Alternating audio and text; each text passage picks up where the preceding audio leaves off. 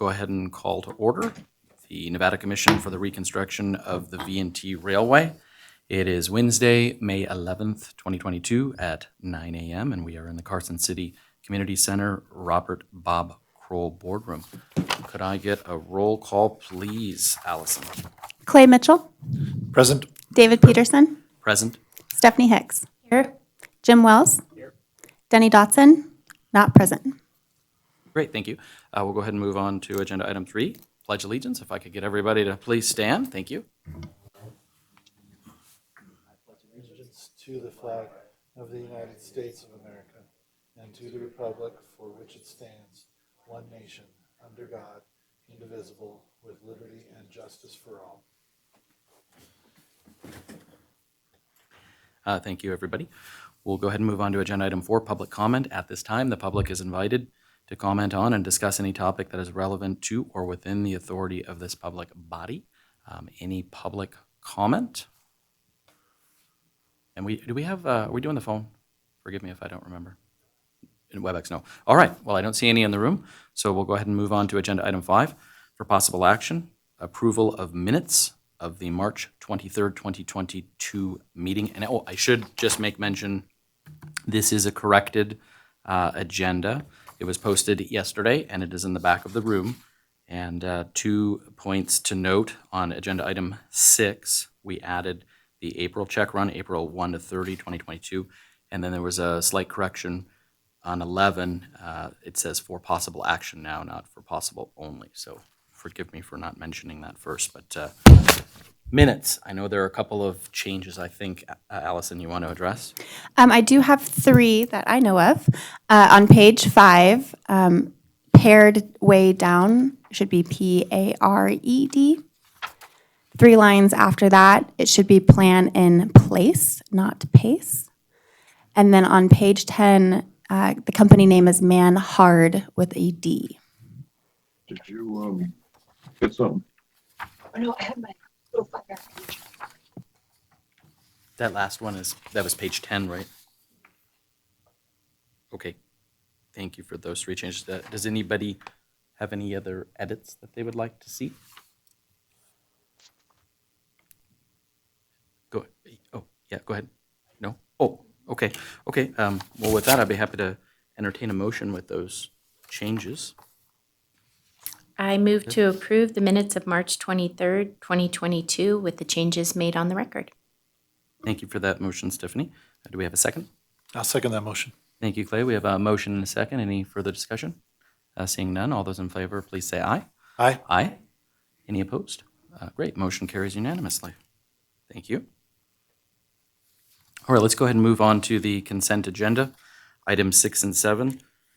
Item 6 for possible action, discussion and possible action regarding approval of the V&T statement of accounts payable checks paid March 1st through the 31st, 2022, and April 1st to the 30th, 2022. And then agenda item 7 for possible action, discussion and possible action regarding approval of the adjusted V&T fiscal 21-22 budget report for the period ending April 30, 2022. Any comments, any questions about either of these 2 items on the consent agenda? Seeing none, I'd be happy to entertain a motion to approve the consent agenda. This is Clay. This is Clay. I'll move to approve today's consent agenda as presented. Thank you, Clay, for that motion. Do I have a second? Second. Thank you, Stephanie. We have a motion and a second. Any further discussion by the commission? Seeing none, all those in favor, please say aye. Aye. Aye. Any opposed? Great. Motion carries unanimously. Thank you very much. Okie dokie. We'll go ahead and move on to agenda item number 9. This is a discussion for possible action for discussion and update regarding the promissory note with Roy Street. And Allison is going to take us through this, give us a little update. So thank you very much, Allison. No problem. Allison Bolton. So we had a new promissory note with Roy Street that was effective January 1, 2022. Payments were made via credit card January and February. And then starting in March, we missed March payments, April payments, and then recent May payment. We've been in communication with Roy, and essentially the property was going into escrow and was to be sold, so henceforth the full promissory note to be paid off. It fell out of escrow. And so my response to Roy was, I think you should pay March, April, May, and June as a show of good faith. The meet in the middle was for him to pay 2 months this month. He was at the bank yesterday doing a electronic transfer. So on that note, we are asking him to no longer be paying by card or by check. It must be an electronic transfer wire transferred directly to our bank. And so he was doing that yesterday. I was working with his bank to have that payment processed. That initial payment for March and April would, be inclusive of the interest for the missed payments. And then the next payment would be for May and June to be paid before June 10th. Additionally, we have a signed letter from him that I put together, essentially saying you're paying these 2 months at this amount, you're paying the next 2 months at that amount.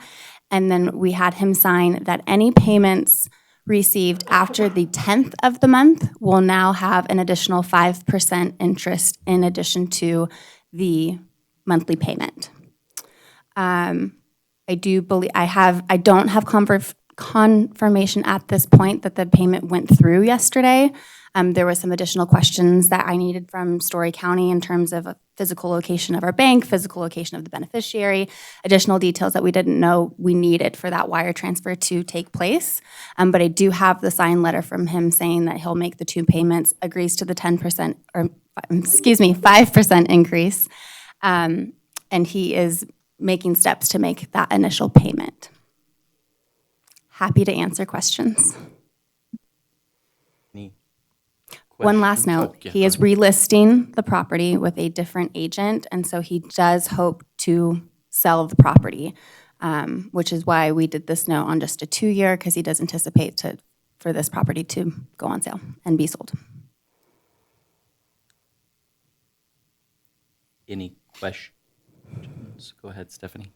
I don't have a question, but I just wanted to thank you for keeping on top of it. I think that's, the best thing that we can do right now is not let it get too far behind. I mean, I know we're just past what would have been the May payment, but knowing, if the March and April go through, I feel comfortable with the arrangement and just would ask you continue to be persistent to see that we receive those payments. So thank you. Jim or Clay? Okay. Thank you for that update. Okay. Appreciate it. And then, I'm not sure, Clay, I know that Allison's working with Jennifer, and I want to say, is it Dory? Yeah, Dory as well. So, am I right about that, or? For this particular, it's been Corey and Corey, Jennifer okay, trying to not get Dory. the banking information that we need to make the wire transfer. And this initial one, I anticipate to be the hardest one to know all the information that we need. And then moving forward, we should be good. And my question was going to be, will it be more automated then moving forward, or do we have to go through this whole which bank and numbers and all of that, or does it just automatically he makes the payment, or how is that going to work? That would be between Roy and his bank, as far as Okay. I know, if he can set that up automatically with his bank, or if he's doing that online, or if he's actually walking into the bank as he did yesterday to actually make the transfer. Gotcha. I will say, he was ready to pay as of Monday of last week. It's been on our end, making sure that we had all of the information in place for him to actually make that transfer. So working with Story County's team to get that information. Great. Okay. Yeah, thank you. Thank you. Wonderful. Okay. Well, thank you for that update. We'll go ahead and move on to agenda item 10 for possible action. Discussion and possible action regarding Amendment 01, so Amendment 1 to the Train Operations Agreement with the Virginia and Truckee Railroad. In your packet, in the back of the room, is the amendment itself. It's a one-pager, and that was submitted as late material. And Tom is here, so Tom, if you want to come up, maybe just address the additional request for the $500 per run for the steam engine excursions, that would be wonderful. So thank you very much. Tom Gray, Virginia Truckee Railroad. Good morning. Do you have any questions, or what do you want me to explain? What I don't want to speak for my peers, but maybe just talk a little bit about the cost increases that you've had, that's kind of led to the request for the additional $500 per run for the steam engines only. That would be super. Sure. I think I could sum it up in one word. The dollar store now charges $1.25. But yeah, our crew costs, I'm getting kind of afraid of them. We have a lot of people drive up from the Bay Area or Sacramento and Reno and out of the area, and they're getting a little concerned about their just driving costs. And I'm competing with CAL FIRE for one of my employees, so we're way underpaid people. So I need to raise that quite a bit. You're covering the steam engine fuel costs. I'm covering the diesel cost. I think our diesel fuel costs now are $200 a day extra. Steam, I bought 7,000 gallons of steam oil. It was, I think, $1.25. Just like I need to buy 5 new batteries. Our diesel engine didn't start for 2 days on these last 2 trains. I need to buy 5 more batteries, and they're 1,000 apiece. So, everything adds up. The facilities maintenance. It's this year. Originally, the contract was set up to run 96 days, 48 days of steam and 48 days of diesel, and I had to supply equipment to do that. And we're down to 28 days of steam this year, so it's hard to amortize the costs out.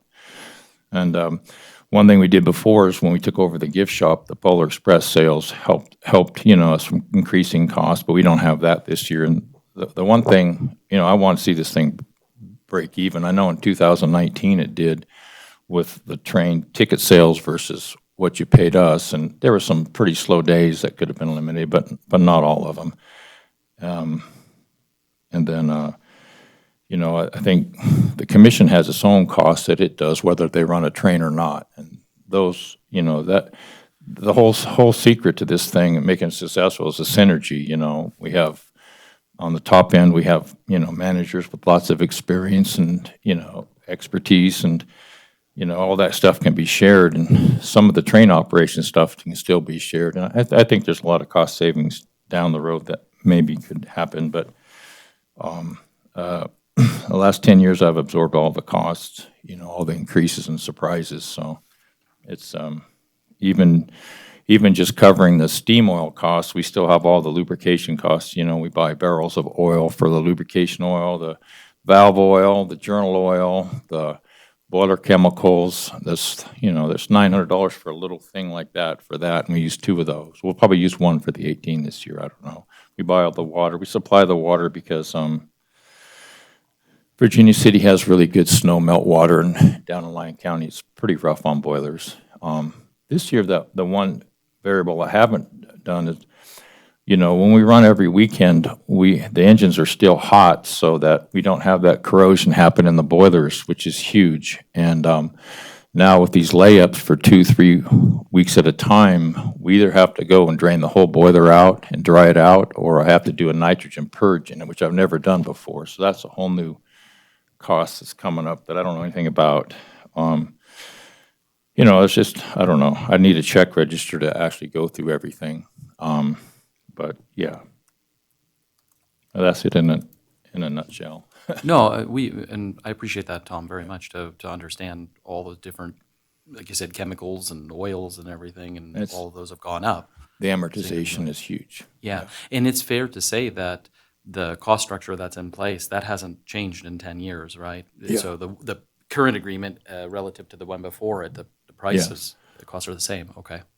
An official amendment's fine, but in the contract, it does say that the general manager and the railroad can change, rates and schedules, and that's a little more flexible. And the general manager always consults with the commission, but, yeah, I appreciate it, thanks. Yeah, no, It's thank not you, a Tom. demand, it's just a request. Yeah, no, we appreciate that. Any questions for Tom?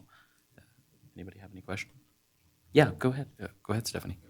Tom, I just want to say thank you for explaining what those cost increases are. I think for me, and we've talked about this before, a lot of this is really new to me. It's not something I've been a part of before, and it's exciting to learn, but I have a learning curve. So I think there's no question that there's been cost increases across the board in our economics, but having that understanding of what those specific things are, I think is important. At the city, we're very structured on data-driven decisions, so it helps to have that backing to understand and know. And as we work through the contract, I think, we have some lump sum numbers in there that, as David said, and I agree, are old, but it'll be really helpful to understand what those numbers were based on. And as we work through that future negotiation, what are the components making up the new request? So I put that out there, and I thank you for providing us that detail because it's important. That's just, I could do a lot more detail, be helpful, I think. But I would agree with that. Yeah, I think that, because we are not, locomotive experts and train operators, so just understanding all those different components, Tom, just what you said today, oil from this oil from that oil is very, very helpful for me, so. even besides paying employees, I'm always going to have employees with a passion. I can hire outside contractors. Actually, a gentleman showed up that owned a railroad until he got rid of it last year, and he's working today. So I'm able to, I have to employ special contractors, but the main part of the people, we have to train them, and that takes a long time. And if they only work for a few days a year, what do you do with them for the other, 320 days? So. Oh, agreed. Jim, Clay, any comments, questions for Tom? I have a question off the bat, and that is, I'm just trying to put in perspective how some of these costs relate to the current, in the current contract. There is one provision that I see for adjustments in fuel prices. And I'm just trying to understand, I believe that we operate off of a base price, and then the commission covers a differential if there is one. Beyond that, is that calculation sufficient? Is it working? Is it not? Just isolating that one piece, because as far as I can tell, that's the only specific thing that has an adjustability in our current agreement. And I'm trying to figure out how to put that in just in context with of course all this other stuff that's come up recently. Yeah, the fuel oil, we quantify that, and then we charge whatever we pay for it. We figured, I think, a base rate of 85 cents a gallon, which actually, we're really lucky in this area to have I shouldn't say this publicly, but we have really inexpensive steam oil fuel. And we don't, they don't have to ship it a long ways, but yeah, we're pretty lucky that way, but it can kill you too. It can, really wipe you out as far as it escalates so fast. But I think the last load I bought 2 tanker loads, which was 7,000 gallons. The one thing, we can store a lot of fuel oil up there, which is huge, and sometimes we can take advantage of that. Sometimes people give us oil and contaminated oil or whatever, and then yeah. Okay. It's a big deal to have the tank cars. So that portion Is covered. is covered. So that's less of a concern for us because that's indexed or that's flexible. It takes one variable out of the equation, Yeah. what it's going to cost to run, yeah. But the big rest of variable. them is what we're talking about. Okay. Good. That was a good question. Good clarifying question. Jim, any questions? Maybe a couple. Okay. First, thank you for all that you do. I mean, we could not do this without you. That's for sure. You mentioned something about $1.25 a gallon for the steam oil. That's the latest price that you're seeing for the steam engine. And my understanding is most of our train runs after last weekend are going to be steam, correct? Yes. So you said earlier, if I captured it correctly, that you based your contract on 48 steam and 48 diesel for a total of 96 runs per season, per year. That was our first estimate, yeah. Okay, and so the running of fewer trains, if I understood what you said, there's some unknown variables about the steam engine sitting for longer because we're not running as often. Yeah, that's a mechanical consideration, yeah. Okay. And so that is, so we've not really done that historically where it's sat for periods of time that this has had to be cleaned out before so that we can kind of get an idea of whether or not that's what that cost is going to look like for you. I have no idea, yeah. If I have to drain the boiler, I mean, yeah. And so every 30 days, we have to take the engine apart and we take all the washout plugs. It takes us we take the whole week to do it, but say it's a 2-day job, 2 or 3-day job. We take all the plugs out, we drain all the water, we wash all the sediment out, and then we put the plugs back in. We repair since there's steam off the boiler, we can repair all the valves, and we have to lap them in and get all this stuff done. And then we'll put all the plugs back in, we'll pressure test the boiler, then we'll fill it back up with water, and then we gently heat it back up. We take 2 days to heat it up because that boiler stretches about 3/4 of an inch to an inch. That whole metal does, and it's really hard on it. So we just gently, so if we run on Saturday, say, on Thursday, we'll start heating the boiler back up. And then Friday, we'll heat it all the way up to pressure. And then Saturday morning, we come in about 4 or 5 in the morning, heat it back up to pressure. So we leave Virginia City at 8 to come down the hill at 10. Right. So, and then we shut it down on Sunday night, say, for the regular weekend. And then it still has steam pressure on Monday. And Tuesday afternoon, most of the steam pressure's out, and we'll vent it so it doesn't create a vacuum. And then Wednesday, the water's still hot, and then the oxygen will start to pit inside there. So we're okay with it being hot because we'll start heating it back up on Thursday. But if we have then when it cools down, then the oxygen comes in and starts pitting it. And so it's a concern for the boilers. We use this last year on the 18, we used a new boiler treatment. It's kind of polymer and it's starting to peel all the old scale off that's been in there for a century and we did that to the 29. We started about 3 or 4 years ago. And so, it's expensive, but it really works well. So it's, we test the boiler. I personally do the tests on the boiler and figure out the chemicals we need. And we have a pretty good system, but that's a new variable, on the nitrogen purge, how to do that. I think it's pretty simple, but we'll have to, we have to buy I don't know how to do it yet, yeah. And that's not included in the maintenance, the annual maintenance for that steam engine? That's a different I absorb maintenance line. most of it, and I never try to go past what I pay to rent that engine from you.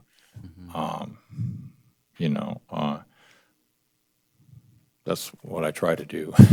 It's kind of a, fudge, what do we charge and what do I not charge for on that? But I tried to write it out so it was simple, so attorneys could understand it, how do you make it simple? And it's kind of like, there's only so many turnips on the truck. So I'm trying to keep the truck so it's not empty. And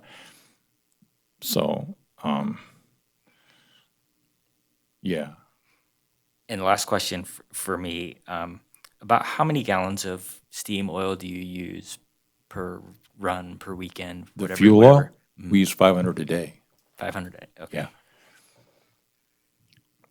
Thank you. Yeah. Mr. Chairman? Yes. Unless there's any objection, I'd make a motion to approve the increase of $500 per day that's outlined in Amendment 1 to the V&T Railroad train agreement. Great. Well, thank you for that motion. Jim, do I have a second? I second. Thank you for that second, Stephanie. We have a motion and a second. Any further discussion? I just have a couple of comments, and I'm certainly sympathetic of these factors, and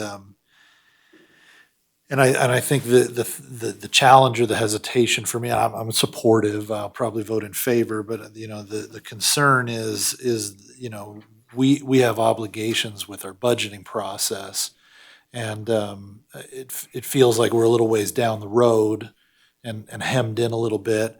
we had some discussion about, I think when we were looking at schedule and finalizing the schedule, there was some discussion about the pros and cons of the proposed schedule.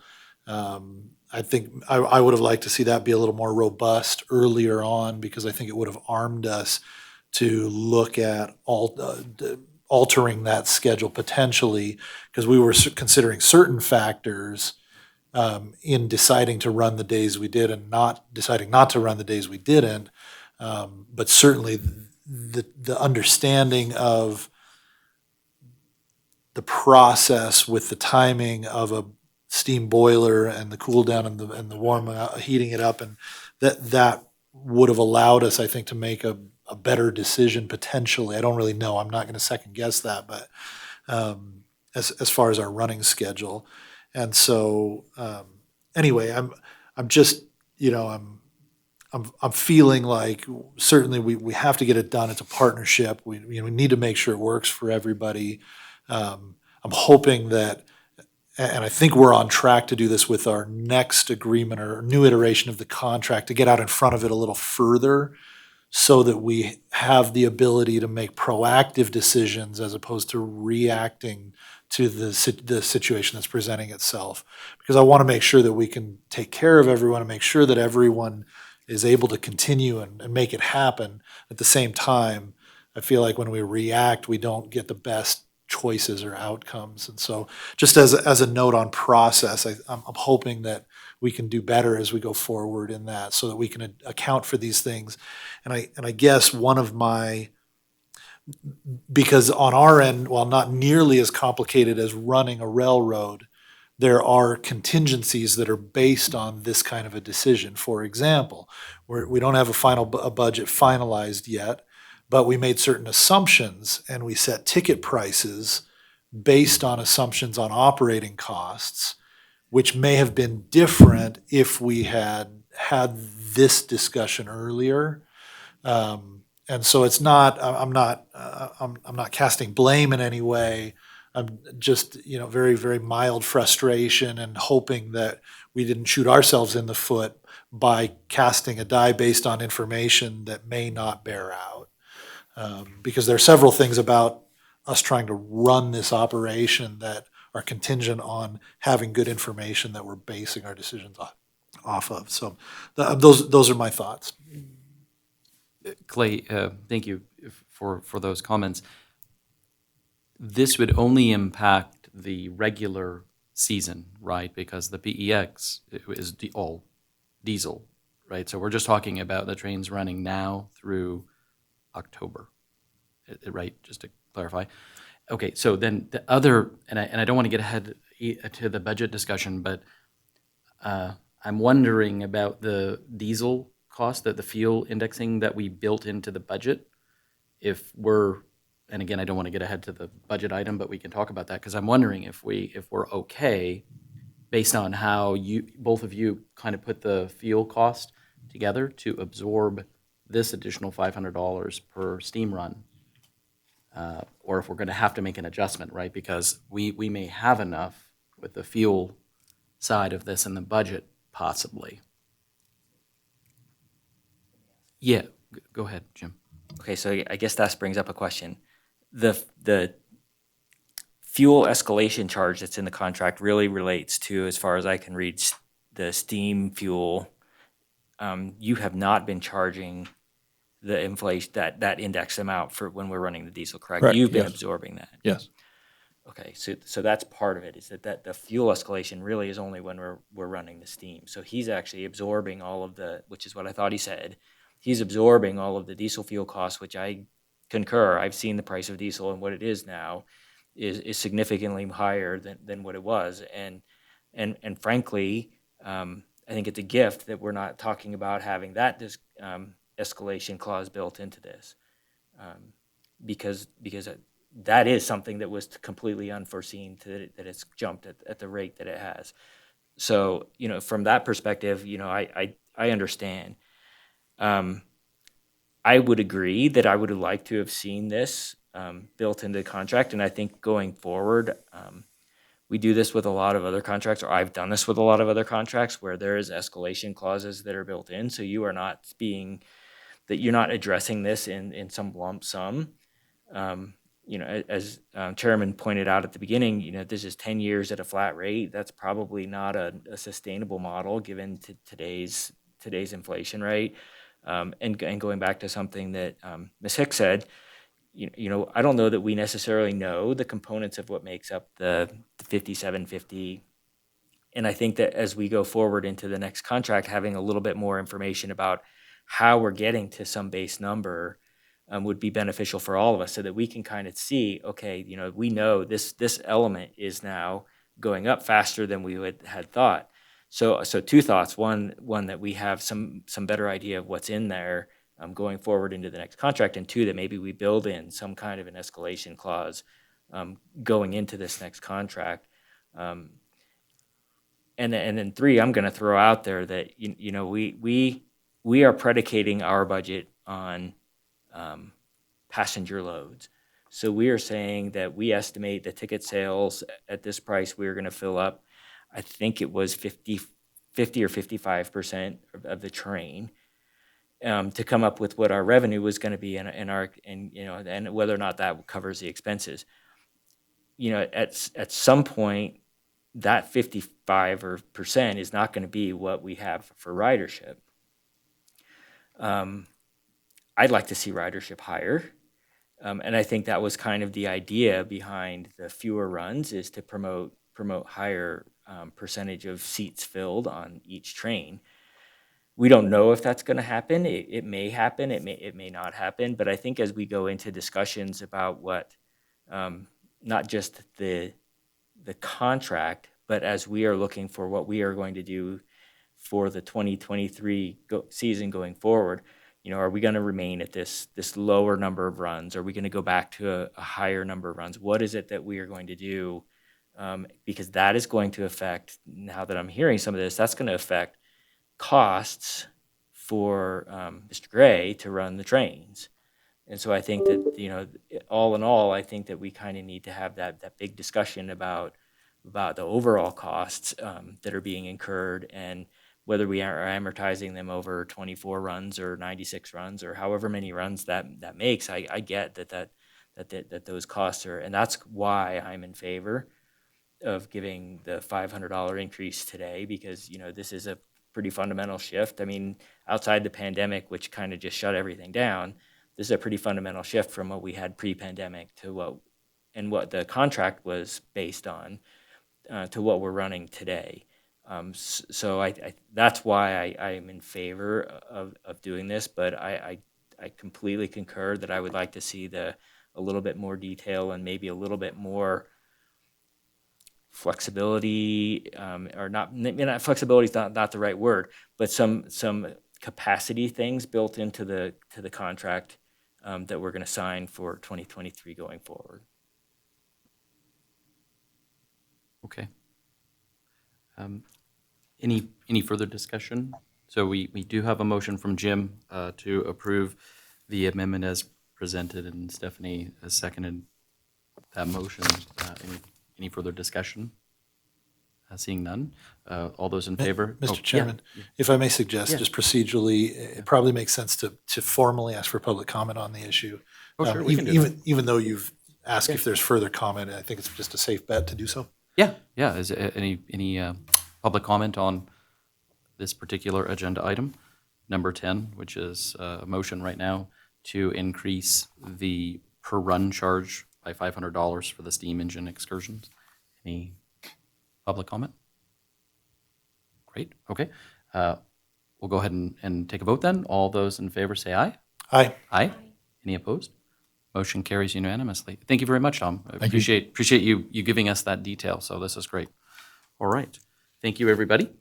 And we'll go ahead and move on to agenda item 11 for possible action. Discussion and possible action regarding the approval of the proposed V&T Railway fiscal year 2023 tentative budget. So Jim, I'll, if it's okay, turn it over to you for any comments that you would like to make at this time. And this is in the packet too. So the budget that is presented in the packet that's in the format for submission to the Department of Taxation is pretty much the same budget that we talked about at the last meeting. We did add some provision for the pre-emergent on the maintenance side. I know one of the questions from Ken was that there's this outside of Ken's contract amount that is, to me, somewhat nebulous in whether or not there's this additional amount that we should be building into the track maintenance budget. I get a little bit of conflicting information from, it's $100,000 a year, but then it's $100,000 a year plus this, and then it's $100,000 a year plus this, plus this, plus this. So I think that what we have is the best that we have for the current submission. The only other thing I will say is, and while I will probably vote for this budget, if you look at the net revenue at the end of the day and take out one-time costs or one-time revenues, related to the sale of the Draco property, we are running at a deficit. Now we have money in the bank, but we also have some outstanding liability issues to be addressed with Story County.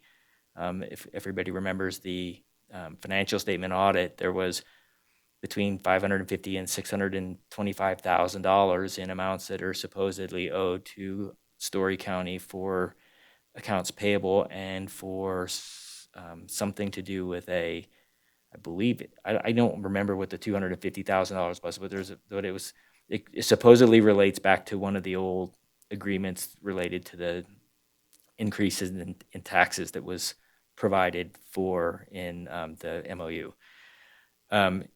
If we end up having to pay those, we have significantly less money in our bank account than what we show in that bank account today, and probably not enough to sustain a deficit for long.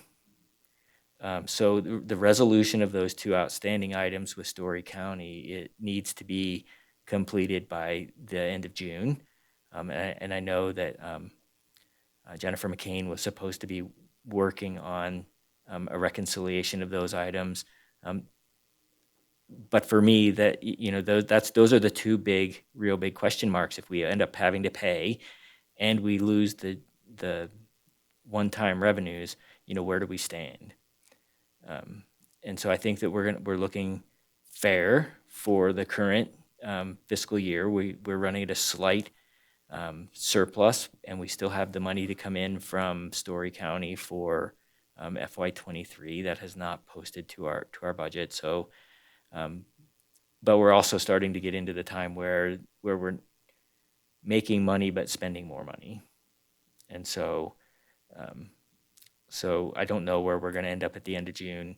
I think the budget that we have is fair. I think that the amount that is included in the train line items, I was doing some quick math based on some of the fuel oil costs, and I think that the number that we have in that train line item is sufficient to cover the 500, because I built a factor in there to begin with, so I believe that there is sufficient to cover both the fuel surcharge as well as the additional 500 without having to augment that particular line at this time. I guess that's all. Those are the big things that I have. Jim, so where the additional 500, is that the train-related services, the $380,000 line item on page 3, Schedule F1? Is that where you're comfortable we can absorb the additional 500 without changing the budget? Or I think, but maybe Yes, wrong. it's in Okay. the TRS. It's in the train-related services line item. Great. And Ken cannot get on, unfortunately, to address the maintenance. He can hear us, but he's not able to actually join the WebEx. So Yeah, due to his location right now, he's having connectivity issues, so he's watching via webcast right now, Yeah. but can't get in on the panelist side. So I don't think we're going to be able to get a clarification on the additional maintenance-related costs today. You know, it's a little unconventional, but does he have phone service? Do you want to call one of us and hold it up to the microphone? We could try that, like on a speakerphone? Yeah. And then just put it up. Do we want to do that just to get some clarification on the maintenance? Allison, could you do that? In the meantime. Yeah. um, Please, go ahead, Clay. Jim, when you talk about the one-time or non-recurring income that or revenue that we're looking at, are you specifically referring to the monthly payments, if you will? Because I know there are other wrinkles apparently kind of in and I don't think those are reflected at all as far as potentially selling the property, lump sum, any of that. None of that's reflected. It's just the monthly payments that we were planning on receiving. Correct. It's basically taken right out of the agreement, the note. Yep. Is 12 times the dollar amount is how much we included in the budget. And I will say that if you look at this year, because we got the lump sum as part of the new agreement, he paid down $200,000. So if you take the $200,000 plus the payments this year, and take that out, it's basically a wash between the $250 we have not yet received from Story County and what we've received from Roy Street for the Draco property. So that's why I say that's kind of a wash, and we're going to be running pretty tight. Okay. So the assumption though is that if Story County comes current on that issue or that payment, and we catch up on the payments on the Draco property, then we'll be okay for this budget year, not a significant shortfall for this year. Correct. For 22, we're okay, because Story County will make the payment. They just have not yet. The other kind of, I won't say, I guess it's kind of one time because we don't know yet, is there's some money that comes in from Carson City too, that there's some questions beyond 2023 as to whether we continue to collect that. That too is built into this budget to collect that $65,000 from Carson City. I don't know what's going to happen to that going forward. So if you're talking about now $65,000 plus the street payments, now you're talking almost $200,000 a year in one time. Yeah. In an $85,000 a year surplus. Yeah, understood. And just to address the 65, I mean, again, we're going to make the payment. My hope is we'll make the payment by the end of May, but we have to clear a certain transient occupancy tax revenue to do that. And then the assumption, based on the budget that was just approved by my board, is for a zero. It's a flat revenue projection in our budget for fiscal 23. So if we hit those numbers, then I would assume at the end of May next year, 2023, or the beginning of June, we'll make the $65,000 payment. But that's as far as I know our payments based on a previous CTA, Culture and Tourism Authority Board action that we would be making officially. So yeah, so Jim is right. Like hypothetically, that 65 from us is gone for future budgets starting with fiscal 24 moving forward. So that is a hole that we need to figure out. Just a quick update on Ken Dorr. He's actually one of our callers on the line, and so he's connecting back on, and we're going to unmute him so that he can address the MOW questions. great. So as soon as he's back on the line, we're just going to unmute him, and he can talk. Okay. Will we? So when will we know that though? He says he's reconnecting. Oh, okay. We're active texting right now. Okay. Okay. Beautiful. Thank you. Okay. I was just going to mention that I as well. I mean, I'm actually pretty blown away that the fuel oil costs are not higher than they are. I mean, percentage wise, right? And I don't want to jinx it, but you look at the percentage increase across virtually every petroleum product that we use, and it far exceeds what's, I mean, I was prepared for double, triple, if you will, what was in the contract as that base rate. So, yeah, again, I don't want to jinx it in any way, shape, or form, but And that was why I was asking that question, because I was literally typing in some adjustments for fuel based on the conversations we were having before. Yeah. While we're waiting for Ken to jump on the line, there are some variables with the Polar Express in terms of both the revenue and the expense side of things. There is an option to add an additional fourth car that was recently purchased by Tom Gray at an expense of $2,000 per day. So that is a expense of $48,000 in addition to what we currently have budgeted. Rough estimates, it's a table car. So it would be similar to the Jersey Lil that we were selling at our last Polar Express. So we were looking at, 10 tables of 4. Rough estimates there, the revenue potential is around 157. So we're looking at a net of 109, 110.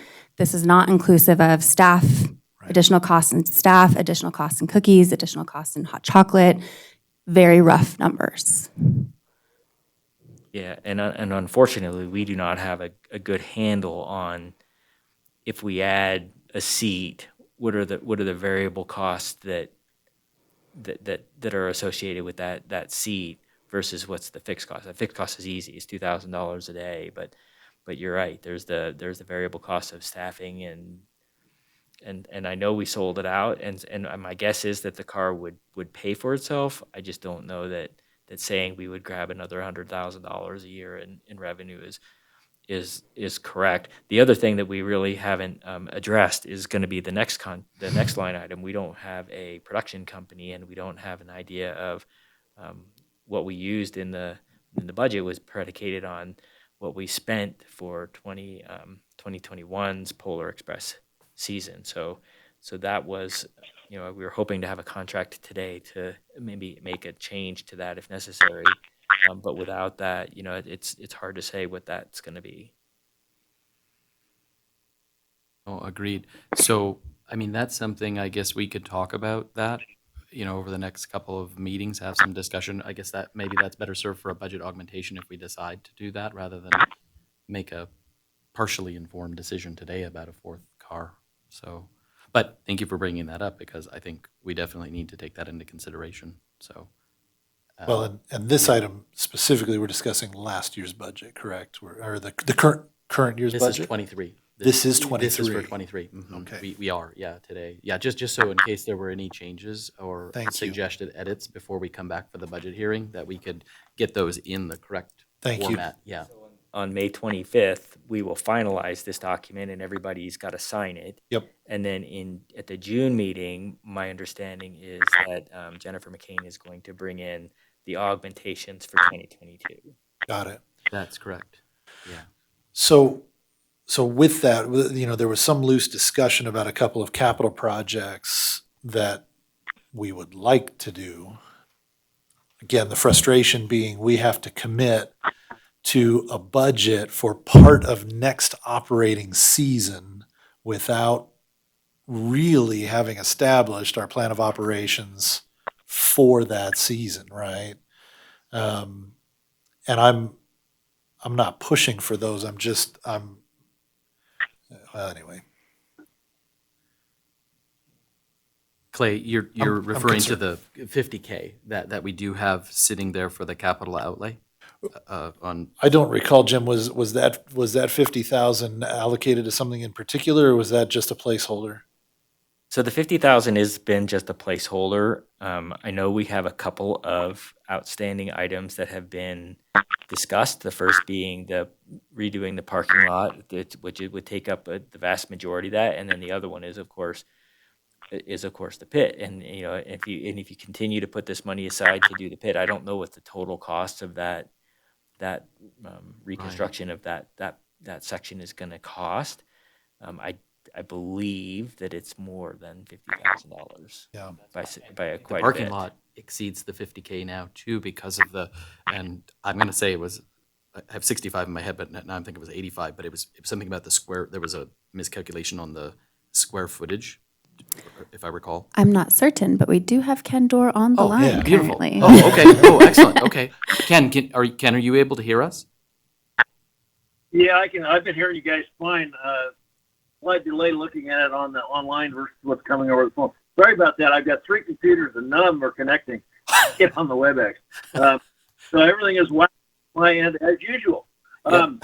Yeah, a couple clarifications.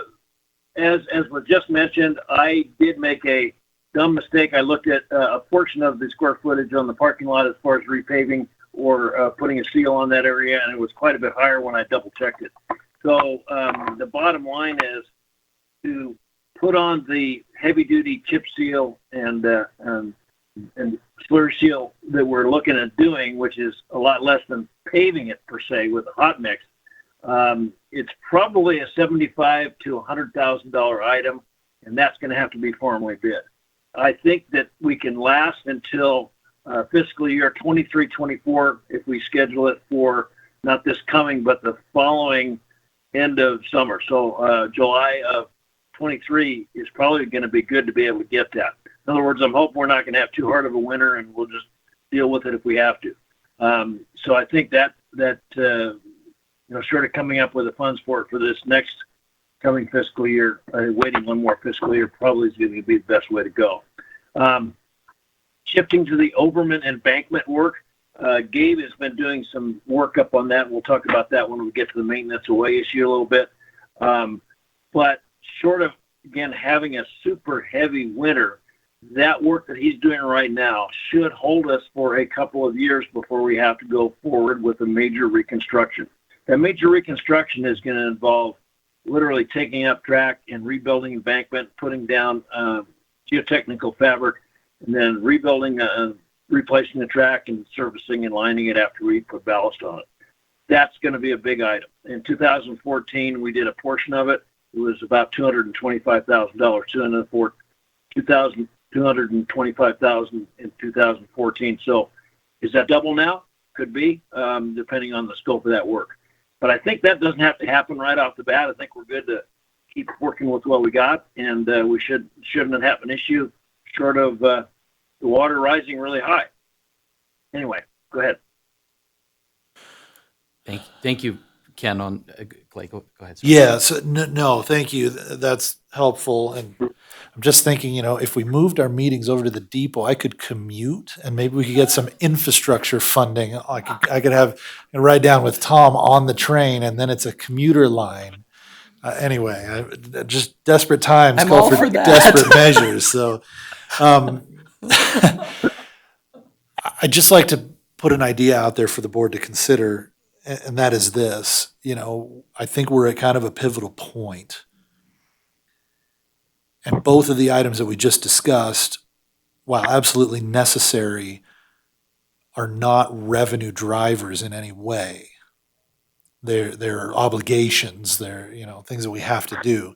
And if we have a small amount of surplus, it may be worth considering, is there a productive way to put that to use if it can be leveraged into substantial increase in ridership or increase in efficiency or change to that opens up our revenue side, especially acknowledging that we have one-time funding that's going to go away, pretty reliably going to go away, because we're at an inflection point. And if we use that money to do maintenance and type things, we may not have the ability to substantially change the revenue picture. I don't know. I'm not drawing a conclusion. I'm just concerned with dwindling resources and looking forward towards how do we get. I mean, we have very limited sources of revenue, right? We don't have a lot of options on that side currently. And so the question becomes, if a fairly modest chunk could be leveraged into a substantial change on the rider experience side or something, it may yield us then going forward the revenue that we need to do the things that we have to do, if we can buy ourselves enough time to get those don't become even worse and more expensive in the interim.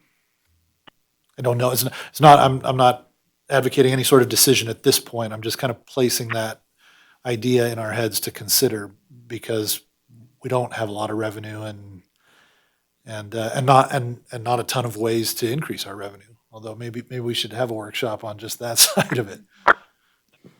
Our strategic plan certainly outlines some kind of nebulous ideas on where to go with that, but a lot of it is not implemented yet. Right. Yeah, go ahead, sorry, Jim, yeah. So, a couple things.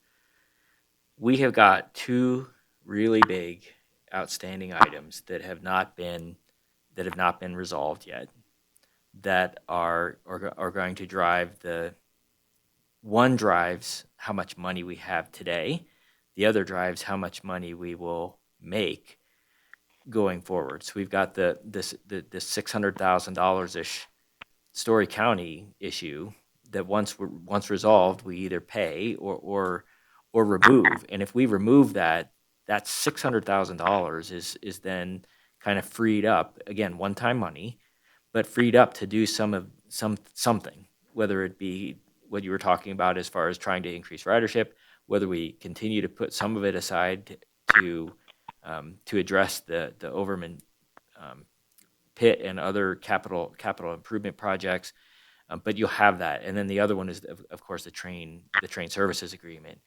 I'm not really in favor of expending a lot on the capital side until those two things are addressed and resolved. And then once they are, I think then we have the discussion about, especially the one with Story County. Once that's resolved, that one-time money then becomes freed up. So our beginning balance then for 2023 becomes either significantly higher or significantly lower. And if it's significantly higher, what are the things that we can do with that? And then I think that you might be onto something a little bit about having not necessarily a meeting dedicated to it, but really starting to look at other revenue options. I mean, we kind of looked at cutting back the number of trains to increase the ridership percentage, but now we're seeing the flip side of that is that there's some potential other costs that we weren't considering when we made that. Is there a way for us to do something to run more days? And I know that there was some discussion on I'm not going to corporate event type train that was discussed, I think, at the last meeting. Is that something that we really pursue to try and figure out a new mechanism for revenue that one, it's fixed. We know we can get a dollar amount from it, and two, then it also addresses running the train more often, which maybe then talks about the amortization. But you're going into this negotiations with the V&T Railroad that's kind of doesn't have those all vetted out. So it makes that agreement complicated. This will come up a bit in our operations report later in the meeting, but as Leah and I were looking at the budget for this meeting, we put our heads together as well because we saw the same things of how can we get different revenue streams. We identified 4 different immediate ways that we're in this fine line of being conscious of our time and how much we dedicate towards the train, because our, of course, invoices are reflective of the time invested in. The first is essentially we're creating like a QR code within the depot itself and a donation link within our website for just straight donations. We've identified that we can actually do that through the Square account that we already have set up, and just straight donations, no expenses to us, with the exception of the credit card fees associated with it. Nice little line there that says checks are happily accepted. An additional one, we do have 2 private groups confirmed and a 3rd in the wings, and we are looking at that $10,000 fee that we are negotiating with each group, dependent on how much it's going to take our time. We have Tom's costs, but it's our time as well. So one of the groups that we're working with, I tacked on an additional, this is how many hours I think it's going to do, and I put that in the fee to them and extended it to them, and they said okay, and we're in negotiations right now to sign the line. So it is that corporate side of things. The 3rd is sponsorships. So we're looking at Toast to the Canyon right now, and I've identified 2 companies that are potentially interested in sponsoring that campaign. Toast to the Canyon presented by X and having a price tag associated with that. with our other nonprofit events that we've been working with, we've been getting around $20,000 to $25,000 for those sponsorships. So we're hoping that that will come through. Again, this is all up in the air, but it's brainstorming at this point in time. The last is the Oktoberfest that we're looking at in October. Again, we're watching our hours and how much we want to invest into it, but allowing our team to do a traditional fundraiser, paddle raise, live auction, et cetera. The events that we've been having right now, we're calling it the golden age of fundraising. We're tripling the revenue that we're anticipating. We had an event last Friday. Our goal was one number. We went triple that. But again, it's time, it's money, it's spending money to maybe make money. We can't guarantee it. It's risk. And so we kind of deferred to the commission on the direction of where you want us to go with it. May I ask on the corporate the corporate runs that you're talking about? Are those anticipated to be steam runs or diesel runs? It depends on what's running that weekend. So we have one group who is running on a weekend that we are not running, so that's diesel to help keep their costs down because the cost to us is less. The other group, it's a steam weekend, so it's the steam cost to do that deadhead trip. And so, again, I took the cost from Tom, tacked on. I do think they're going to be a needy group. So, we're looking at $12,000 for that one, just to allow us to really have a very nice corporate event for them. It's a corporate appreciation dinner at the Gold Hill Depot. Nice. The original Gold Hill Depot in Story County. Do we have it signed right now? No. Could it fall through? Yes. Being pleasantly optimistic right now, but we'll see. But I'm hoping that model we can start pitching as we are a venue that we can sell. And just for clarification, if we are using the steam engine, am I correct in assuming it's operationally much more efficient to do that as kind of tacking on the front or the back end of a weekend as opposed to like a midweek thing? Based, Tom, I mean, you're talking about typically you let it cool down early in the week and then you fire it back up later in the week. Does it get substantially more complicated if someone wants to do a Wednesday run, or do you just keep it hot? You mean if they specifically want the steam? I do defer to Tom on that one. For this group in particular, it's a Saturday evening. So the train comes back from Virginia City, we reset, they're gonna have cocktails in the depot with a light appetizer, get on the train, head up to the depot, unload, have dinner there with live music, then get back on the train and come back. Cool. I would add a fifth group tour. I think we're still missing the boat with tour operators. I know the long haul, the long line is a problem because of the timing.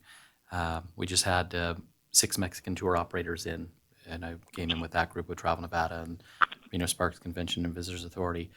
That's a big ask, when they're looking at putting the itinerary together. But when we were talking about the idea of not just maybe like a one-way you could go up to Virginia City, shuttle back down, or you could leave Virginia City, come down to Carson City, the toast of the canyon. They were all wild about that idea because of the timing. The issue with that is, of course, who then is going to be responsible for handling, like you said, sponsorships, group tours, right? So need to be a contact. I'm running into this issue right now with the rail bike folks as well. They definitely, it's new to them. I'm not going to besmirch the rail bike folks, but I'm having a difficult time getting them to understand the importance of tour operators and how they represent thousands, upon thousands of potential riders. And it may be a resource issue, right, for them too. And so it's a great point you bring up is we'd have to spend money through the contract with Allison and Leah and the team in order to do any of these. I mean, maybe not the donations. Yeah, you have to set it up and then that comes through. But when we're talking about the private trains, it's you all that are coordinating that, right? And so the Nevada Day folks, I've been going back and forth with Allison. They want to do something on the Friday of the Nevada Day weekend, right? And so I thought I better start with Allison first before we potentially engage the Freedom Rail team. But it does take time, and I kind of feel like I'll help, but then as far as the specifics and the logistics, I feel like I can only do so much, and I wind up going to Allison, right? Well, then we're burning hours of her time, right, to do this.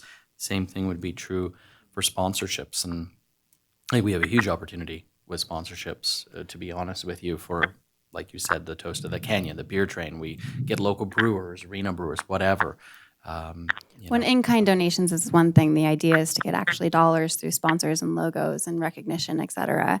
Absolutely. With the group that we just were recently talking about for Nevada Day weekend, I would do a similar format and how we're doing this other corporate group of identifying, okay, it's going to probably take our team X amount of hours, work that into a fee of this is what it's going to cost.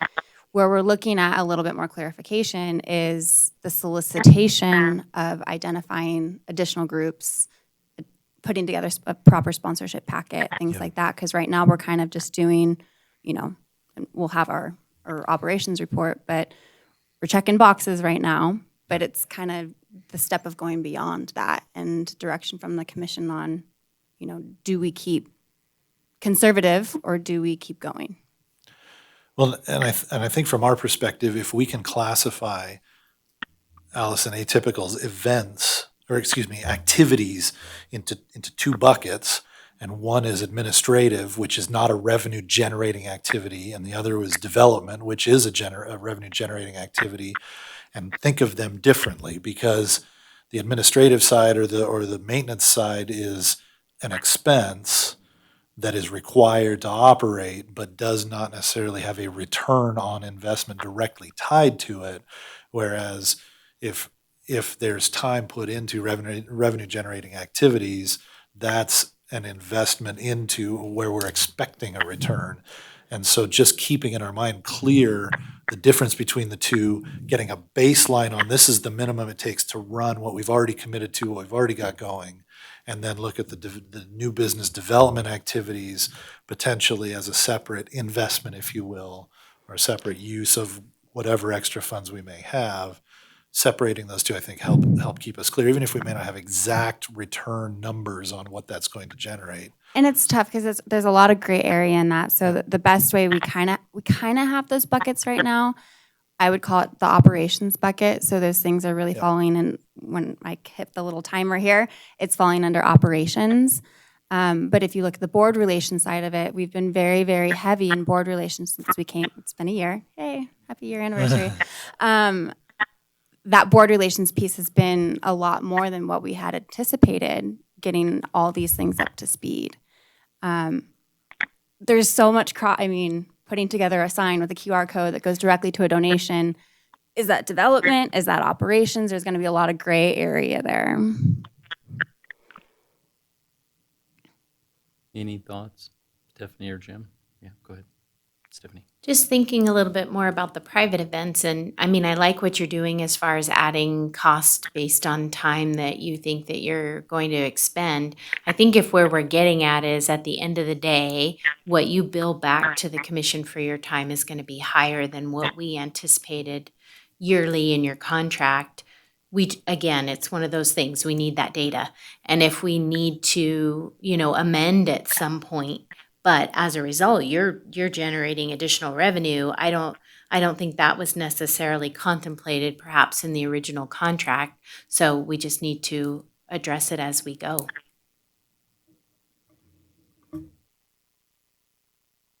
Excellent. Do we want to go back to, okay. Ken, are you still with us? Yes, I can hear you anyway. I'm not sure if you can hear me. Yep. We can. Let's regroup on the maintenance. So, Ken, I don't know if you heard with your technical difficulties what Jim was saying earlier when we were addressing the maintenance-related costs and the maintenance-related line item in the budget. Did you hear that? I only caught the very last bit of it, so I probably need a little recap on that. And that was one of my questions is, going forward, obviously in the next fiscal year, what maintenance away budget do we have to work with? So shoot away. Jim, do you want to? So the idea is, right now you have $120,000. That $120,000 is based on Gabe's contract plus $8,000 for pre-emergent. Comments that were made at the last meeting indicated that there are other maintenance of way costs that are not included in those two items. And if there are, what are they and how much are they, should we be including in the budget? Or is the 120,000 sufficient? Because what I've heard is different stories at different times relating to how much maintenance of way should be. Obviously, the overall maintenance way depends a lot on unforeseen circumstances. Gabe's budgetary amount, as established in his contract, includes a lot of line items with a hypothetical work year. Those are conservative. In other words, I think it's $117,000 or $112,000. I don't anticipate we're going to use all of those line items in his contract.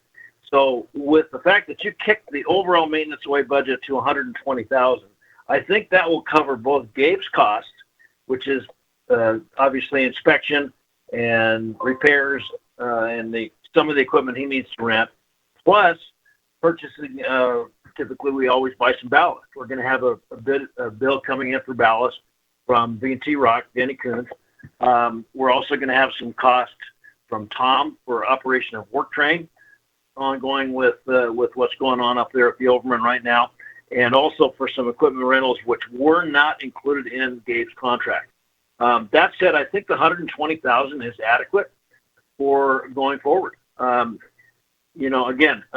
it's always been a little frustration on my point because no one's ever bothered to ask me what I should have until now, what we should actually have for a budget. Yet I've always prepared a yearly summary of here's what it's costed. And a couple times I've actually put documents forward with previously and say, here's what I think you need to have for budget. And I said, well, that's covered over here and it's covered over there. Well, okay, fine. The bottom line is maintenance way work, $120,000 should cover us, short of the sky falling. Thank you for that, Ken. I just want to ask a clarifying question. When you just mentioned something about the rental costs that are not included in Gabe's contract, what are for the equipment, but what are those pieces of equipment specifically? And where do those, if we need something that's not in Gabe's contract, where do we get that equipment from? Like what is the equipment? Where do we get the equipment from? And then I'm just wondering. Most of the go ahead, sir. Railroad related equipment. Yeah. What's included in Gabe's contract is the tamper. Okay, and the tamper he rents from Tom. So Gabe pays Tom directly, and then that's included in his contract, and then we put forward invoices to cover that tamper rental. What's not included in the contract is, for example, right now Gabe has had to rent Tom's track lining machine, spud liner.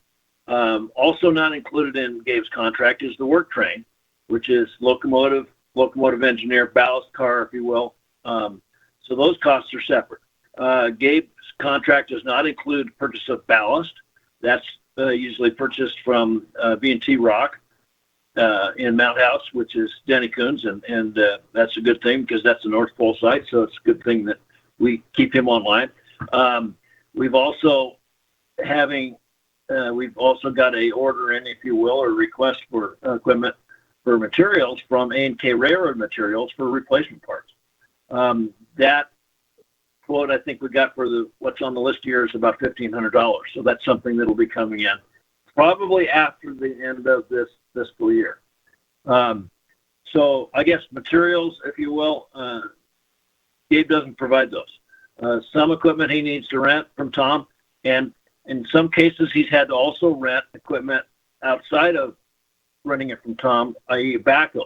Now and again, he would rent a backhoe or some other equipment from, for example, United Rentals. So there's other costs besides just what's included in the contract. My trick is, and why I've been keeping the spreadsheet is, what's the overall budget, and how does that get distributed?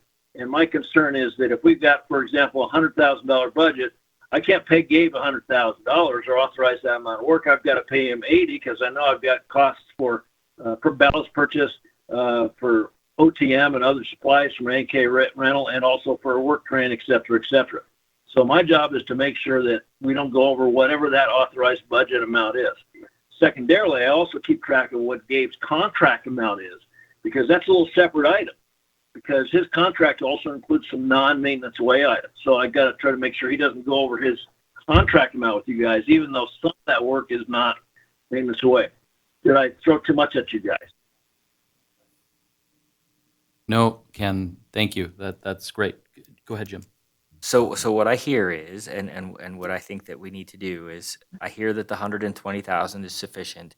The other thing I will mention is this does not include any reimbursements from Freedom Rail, and so there is, because we don't really have clarity on how much we're getting from Freedom Rail for the entire piece. You know, if you look at the 2022 budget, the current, or no, maybe it's 2021, there was like $250,000 worth of revenue at one point that we thought we were going to get from Freedom Rail, and that certainly did not materialize. And so, you know, we've dropped it down, but you know, I don't know if the 65,000 is going to be all inclusive of our revenue cut plus their reimbursements for maintenance away, or if the 65 is really going to be reflective of the revenue split. So I think that we just don't know enough, because we haven't been, you know, last year was a bad year because of the smoke and stuff like that, and then the year before that you had the pandemic. So I don't know that we have a good feeling yet of what that is going to look like from an ongoing basis. But just to Sure. kind of add to the point, the maintenance of way budget does not include any money that we would get from Freedom Rail that could be used to augment that particular line item. Got you. So in Right. other words, And Jim, just real quick, it's hard to say without seeing who I'm jumping on here. Gabe does keep track of and bill separately anything related to Freedom Rail. In other words, if they've got inspections which are just related to rail bikes or work that's involved specifically for rail bikes, he does separate invoices for those, and I also include those on separate category in that overall spreadsheet. Jim, I know you've seen it. So we can identify what those costs are. They're not huge, if you will, compared to the overall maintenance way and inspection budget, but still, every little bit helps. That's correct. And I think going into 2023, I'm going to have Allison and Leah add a line item so that those are split out. So that when we have the suffix for Polar Express, and in certain places we have it for rail bikes as well, I think we need to add a suffix, an account for maintenance of way that is related to the rail bike, so that we can clearly see it, and so can everyone else. Very, very easy to do. Again, we're already doing that Gabe does provide separate billings for anything rail bike related. So, Jim, structurally, are you comfortable with the line items that we have included that make up this particular, not feeling like we need to add anything additional, or it's this is sufficient, both including Gabe's portion and any other materials, rentals, those kind of things?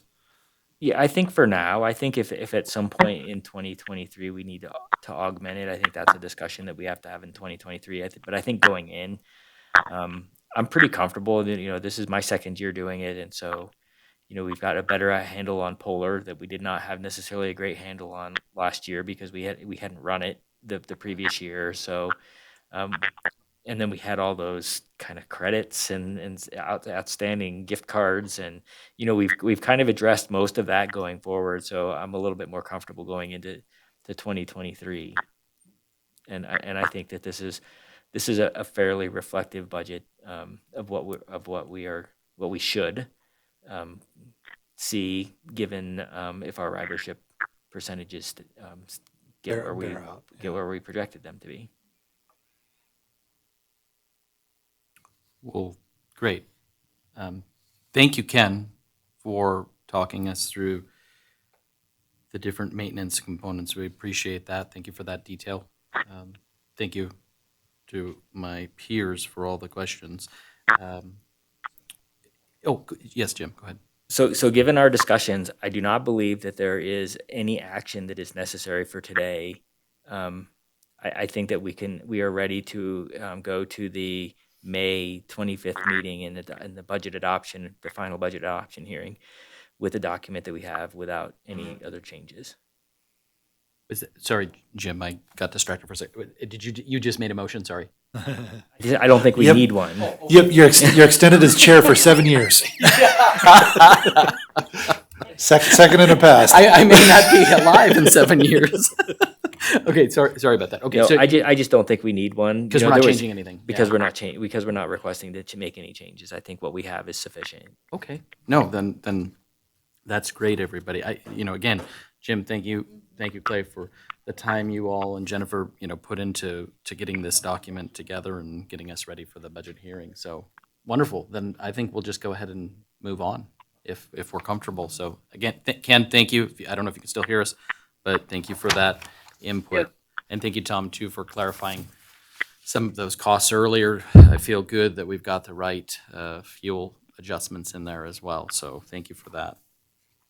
We'll go ahead and move on to agenda item number 12 for possible action. Discussion and possible action regarding the request for proposal of the Polar Express Theater Production Services. So unfortunately, nobody responded to this. We didn't even get so much as a question, I believe, about the RFP. I don't want to say I'm totally surprised. I realize this is a big undertaking, right? And I will say this: it was not for lack of effort. Allison and her team made some great outreach to folks in the Washoe County area who deal with theater and deal with production. I did the same thing in Carson City. I engaged the Nevada Arts Council as well. This RFP was probably distributed to at least, I would say, 100 and something different entities in Nevada, maybe even Eastern California, because I don't know where the outreach goes outside of the Nevada Arts Council, right, once it was sent out to all of the different Nevada arts and culture organizations. So it wasn't like everybody and their brother was aware of the RFP. So this is a situation, obviously, for us. And I don't know, where we want to go from here as a commission, because I don't think putting out another RFP is going to result in a different response by any stretch of the imagination. So if you want to jump in. I'll just Allison. touch on some of the feedback that we did get from some of our outreach. Part of it was the culmination of casting meets production meets sound, and one person might want to handle part of it, one person might want to do costumes. Finding that entity that would be interested to do it all. That was a lot of within the conversation. An additional conversation was the timing of the RFP. It's sounding like a lot of theater productions, before January 1 hits, they have their entire calendar set. So in part of the conversations that I had with the theater companies, they said, well, I already have my December productions laid out. I would be highly interested for next year. It was the timing of it. So, kind of based on the conversation today with the commission and, next steps from there, additional phone calls need to be made of, we call those people and say, do you want to do part of it? Do we bring in 3 different vendors? I mean, there's a lot of different kind of scenarios that we could move forward on this piece of it. I do think we've identified in the sound part of it, Clay did go up to both the depot and to Tom's train to look at the sound. And I do think that piece we have a little bit more headway on. It's the casting, costuming, and production side of it that we'll need to identify how we want to move forward. Thank you for that. Any suggestions from my peers? Go ahead, Jim. So is this something where we are really literally looking at just this year is the problem, that if this contract was, or this RFP was put out for starting with the 2023 Polar Express, that we would have had bidders? I can think of one that I had a very strong conversation with that said, gosh, I wish this was for next year, I would bid.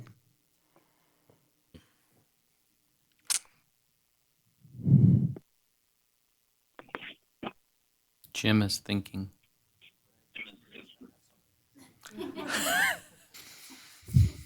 I think one of the big things our team is trying to get a handle on, who's going to take the lead on identifying where we go from here. Is it our team investing our hours to identify these different vendors, having those conversations, et cetera? Goes back to the conversation we had earlier. Is it a commissioner that's going to say, I'll take the lead and I'll try to identify, where we're going to move from here? We knew regardless that there would be some impact on our team in terms of onboarding, if there were a new vendor involved. I think that is probably one of the decisions we would need to make today. So question, we did allow flexibility with that RFP that people could have bid on an individual component. So it wasn't an all or nothing, right? And I knew of somebody locally that I thought was going to bid on the sound piece of it, only because that's what they specialize in, that's what their company is. I don't know, what happened there, because I didn't follow back up to understand why they didn't end up bidding. And here's a concern that I have. It's very difficult, I think, if we're talking about now you have a casting group, a production group, a design group, a sound group, whatever. We still need somebody who is overseeing bringing all those people together to actually put on the Polar Express. And I'm not going to try to put you on the spot, but I mean, we've hired Allison to be our operations manager, right? Coordinator for the V&T, which in my opinion is inclusive of the Polar Express, and what happens for those 2 months. I feel like if we have 3 or 4, or however this, maybe could work, ultimately we still need somebody that is going to pull everybody together to coordinate this whole effort. And I don't know that changes from last year to this year moving forward, because it was still our team coordinating all the vendors and the efforts and that piece of it. So I think that's still, looking at our hours that we were just fully dedicated to Polar, it was being a ringleader, if you will. Sure. Making sure that all those vendors are in place. The biggest piece of it, and the question was, can our team handle it? And looking at what we have to do at the depot to get people in, on the train, flip the depot before the next run. I physically can't be in 2 places at once. It's almost like you would need another person, sort of. We would potentially be looking at hiring on an additional person, a production manager, et cetera. We have rates that are reflective of event planning services, not reflective of theater production services, and that's my concern. Right. Yeah, and we have a certain line item amount that we've dedicated to this in the budget, and that would be the next issue is, I'm not saying you're taking this on, but I mean, if you did, I'm not saying you would, but then we'd have to operate within the budget that we have for Polar Express as well, and whether or not that's feasible now, you and then potentially 3 subcontractors, right, to do it that way. But Potentially. yes, Jim, now you're at it. I got it. So I will say, in looking at the contract, the only thing that was really optional was sound. So you really were looking at the production, casting, and costuming as a single vendor, with the option of you could or could not do the sound piece. So it's not like we broke this into you can do costuming only or you can do casting only. That's not the way the RFP was written. And if that would result in us getting people who would then bid on the components, then maybe it is worth going back out and putting that as an RFP with the components being singular. However, that being said, this was done on a specific reason for so that the person could or company could go to the whatever they call the camp in Colorado which is obviously now not going to happen. The only representation we're going to have there is atypical. I think that if you look at the contract that we had last year, that had a person whose sole purpose was to run that part of it. That was part of that contract. So it isn't like we wouldn't have the authority in there to hire under whatever arrangement we decide to make, somebody to manage that piece of it, so that the current atypical group is not doing two things at once, that there is another person that is there to do the work that needs to be done related to the production services. If it's feasible, it actually might work out better to have atypical do this, because my understanding from the conversations was that seemed to be part of the rub last year, was the interactions between our management and the production management, so to speak. And so maybe that eliminates some of that friction, because it then is all under a single organization. That being said, I understand that this is a significant scope and change, a significant change in scope of work for what they have done. And a lot of what we've talked about today is a change in the kind of the scope of work for what we are having atypical do today. And I think this kind of goes back to when we changed from, I am so bad with names, Elaine.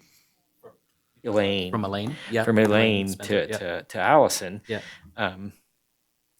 We kind of fundamentally made a decision to make that change. And now we're kind of getting to the point where we're thinking, maybe that change wasn't quite what we needed.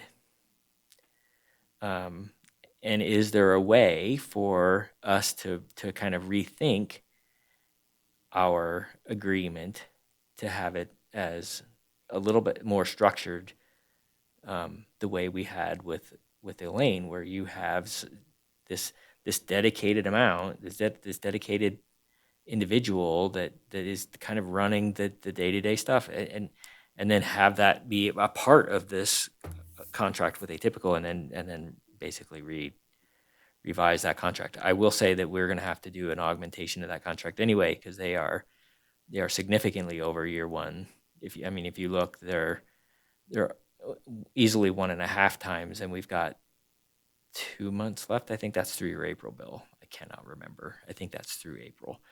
No, it's not, because the April bill came in the May run. So that is with April, May, and June still to go.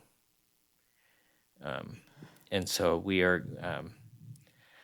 I think that we need to kind of have that conversation about what do we want the operations management to look like, and how do we get from the current place that we are to getting to having something with Polar Express, and is there any help that we can get from rail events? Is that right? Too many rails.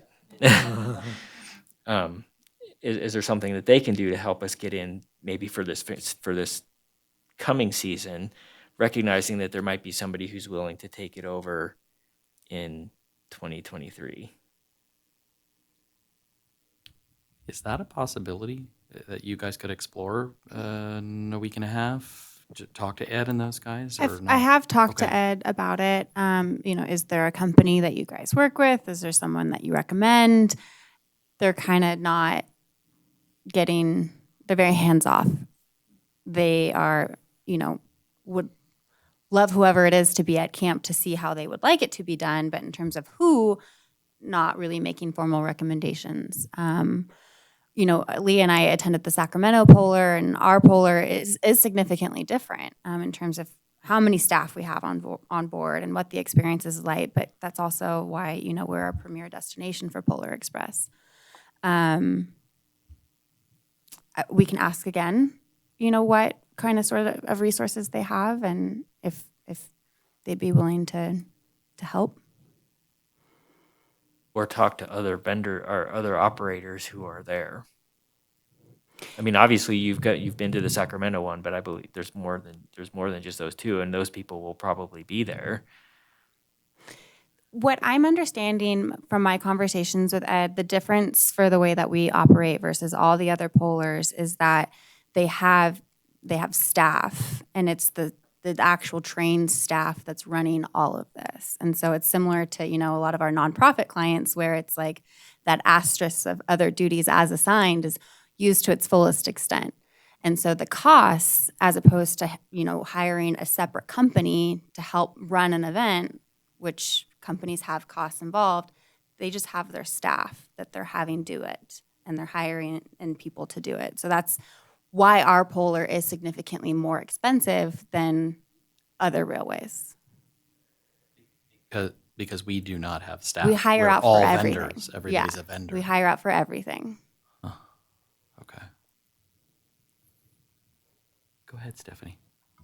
So I think I understand and am comfortable with where Jim was going with this as far as perhaps it falling under atypical this year, if that's something you think you can do with hiring an additional staff.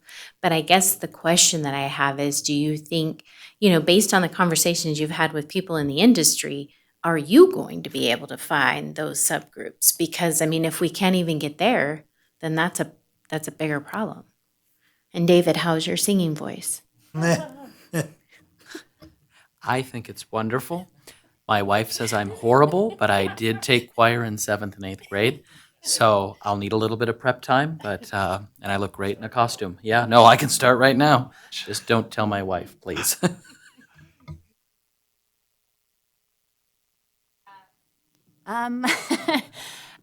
For me, I have, the business side of things. I also have a personal side of things. I've got 2 little babies with December birthdays. So this last Polar Express was very difficult on our family personally. Business side of it, could we hire subs? Could we try to do it? I'm an Enneagram 3, if you know what that means, which means I'm a leader, and I'm going to say yes. Of course, we can do it. But I have strong hesitations just because of the time, the physical time needed to pull it off at the caliber of the expectations that we have for our railway. Leah's going to kill me right now. Can we not do formal action today and I take an additional time to think about that and make some phone calls to identify if someone would be willing to sub under us? Of course. Yeah. I was going to say, let's consider whatever actions leave the most options open. And I'm thinking that may be to formally put it back out there or open it up or whatever. Not that we have to accept the result of that, but just trying to think of how to leave as many options open out of this meeting today, because we're short on time. Well, if we put it out again, you're looking another 2 months down the road. Polar starts in June, July. So do we have, and this is me being new to this system, do we have to put out another proposal, or can it be subbed with the change of scope? Well, okay, so here, I'm just going to give you my thought on this. We tried this through a formal RFP. Nobody responded. I feel like if this commission was to suggest that we work with you, Atypical, and team to do an amendment to your contract to absorb taking on the Polar Express, I think that's, if that was what the question is, I think that's a fair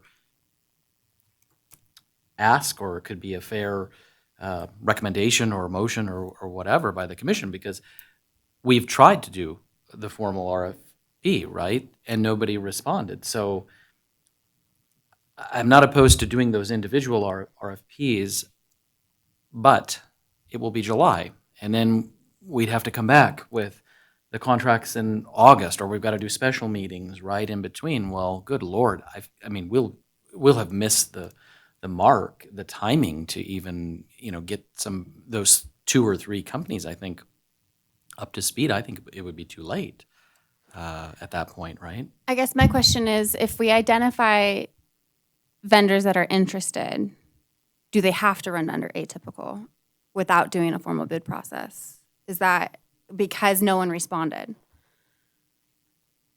Oh, so, okay, that's a different question. Or do I absorb it? I think is where I'm trying to. Go ahead, Jim. No, I think we could sole source them based on their lack of responses to a formal RFP. We could do sole sources directly with the vendors if we could identify the ones that will pick up the various pieces. I think one of the things that I think about is going back to, should we do another RFP to start in 2023? Yes. And then just figure out how to get a single year sole source arrangement with whomever we need to get the 2023 done. And then that way we are going back out to bid, because we've had people that say they would have done it if it was 2023, but they won't do it now. So this is one of those things, lesson learned. This is a contract that you can't let out in the middle of the year that you're expecting somebody to start. You need to go out a year and a half in advance. And so, Could I ask you a question, Jim? So if we put a bid out for 2023 forward, would it be the exact same thing we just did, or would we want to allow for people to bid on individual components of it? I would do it as components. Okay, it could be one RFP, not 4, but one. One and- RFP with everything being the option. Option. Option 1, option 2, option 3, option. Yeah. Bid for any or all. Do we have time at this point to put it out as a single? Is there a benefit to having put it out exactly the way it was? And then if that doesn't garner, then we still have time for the 2023 season to then break it out? I mean, is it advantageous? So Jim was actually talking, Jim was talking about not this year, but next year. I understand. Yeah. And what I'm asking is, does it make sense? Do we want one person to do it all? At this point, for 2023, we're ahead of the game. For 2022, we're behind the 8 ball. Right. And so I'm just questioning if it makes sense, if there's a benefit to us, seeing if someone will take on the whole thing. But the flip side of that is, are we going to overtax our capacity by considering that at the time when we need to be scrambling to figure out how we're going to take care of 2022? Does it make sense to delay it a month or 2 or whatever? Or anyway, I know I'm making it from a binary question into multiple choice, but So here's what I would do. I would make some minor modifications to the existing RFP to allow for the options, with a preference being for a, lack of a better term, like a general contractor, where Yep. they're going to be responsible for Yep. hiring all the subs. That's our preference. perfect. But we do this. By doing this now and getting on the streets, we can also give them time. We don't have to address this at the next meeting or even the June meeting. We need to be addressing this, July, August timeframe. That gives the potential bidders more time to put together their thoughts and processes too. So I think we put it out on the streets. I was concerned about the shortness of the time to begin with. And we give these potential bidders an opportunity, it's ample time to submit a bid, and we don't even have to consider it till September, October if we want to do it that late. I mean, this is not something that we need to do on any given track. What we're finding is that we needed to do this a year ago for this coming fall, and we tried to do it, now for this coming fall, and that just didn't work. Yep. Are I think you that's the best of comfortable? both worlds. Yeah. Yeah, that's fine. Yeah, I'll just speak, and I won't identify individual entities that I spoke to locally. I think it's going to be difficult for one to take it all on. I'll tell you, it's the casting piece. That seems to be the hang up from the conversation. I don't know if, Allison, you ran into a similar situation. It's liability of absorbing, if they're really good at one part of it, but now they're having to work with another entity or two, and then who's responsible if something doesn't, we have a casting issue, there's something, goes awry with one of the kids, am I responsible? Everything seems to revolve around liability, right, for something going wrong, and I don't fault them for that, but I think, guys, we're probably looking at three, I think the casting, because they specialize in that, the theatrical production or design, and then I think the sound people are gonna, I think, yes, sound's definitely going to be separate. I don't know. I can argue it both ways because in the conversations that I had, this person said, yes, we can do those three components, hire out for sound. So I think it's just going to be a year-long process of having those conversations before. I mean, by waiting until August or September to do the RFP gives me some time to have longer conversations with various people to see if they're interested. And by putting it out there under that format, you might have one that comes in and says, yes, I can do all three. You might have three that come in and says, I can do this one, but not the other two. But we have these other two people who will fill in those gaps, and the commission can decide which is the better way to go.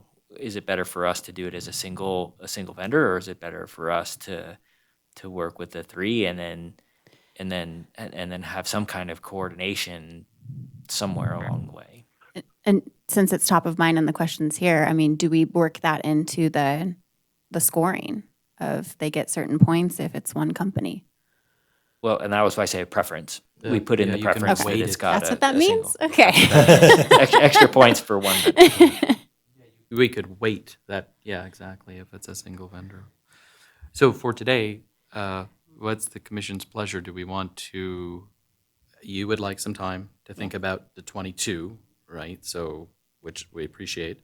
Do we want to make the motion to revise for for calendar 23 forward a new RFP that we would release? Not today, not tomorrow, but maybe in the next month or something like that. Do you want to give that official direction? Okay. So moved. Does somebody want to? Sorry, I'm just taking a look at the way that it's agendized because I want to make sure that it's within the scope. Yeah, we say discussion and possible action on next steps, so I think it can be a, Kept Okay, it vague. yeah, it's Multi-part. sufficiently broad. Yeah. It just says regarding request for Yeah. proposal. So, I didn't know how you all wanted to move forward, so. no, it's we perfectly needed to be fine. flexible, Yeah, just want to make sure that we're not overstepping what was sure. agendized by skipping to next year Yeah, on the action. yeah. Oh, no, I like that, bird dog in it, yes. Does somebody want to make an attempt then at a motion, just so it's very clear what? Because Allison, you'll have to be a part of helping with the new RFP for 23 forward, so anybody want to make a motion? So I'll make the motion that we request our management team to revise the request for proposals for Polar Express Theater Production Services that would start in calendar year 2023 with some changes relating to flexibility in the individual components with a preference for a single provider, and that we have additional discussions at a future meeting regarding the 2022 Polar Express productions. Thank you, Jim, for that motion. Everybody comfortable? Do I have a second? I second. Okay, so we have a motion and a second. Any further discussion on this agenda item? Seeing none, all those in favor? Public comment. Any public comments or any public comment on this particular? Okay, seeing none, all those in favor say aye. Aye. Aye. Any opposed? Motion carries unanimously. Thank you, everybody, for that diligent, in-depth discussion about this. It's obviously critical to us moving forward as a commission and as an organization, so thank you. With that, we'll go ahead and move on to agenda item 13. These are our discussion-only monthly non-action items. So A, operations report, Allison Bolton, and I should make mention that this was late material yesterday, so it was posted online, and it is in the back of the room. Allison, you want to Yes, dive in? I do. Maybe? It's giving me a red circle. 1 second. Can you click it, Allison? Yeah. Yeah. I think I might unplug it and replug it. I can get I Kev- was I can get processing Kevin. our polar conversation, not preparing. I'll grab Kevin.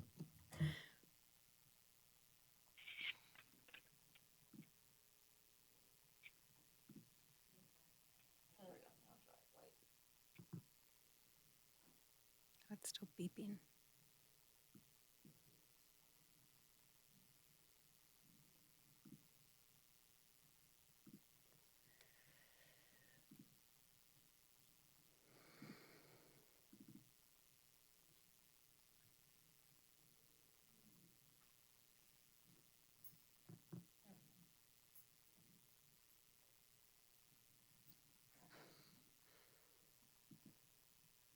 I tried unplugging and replugging it.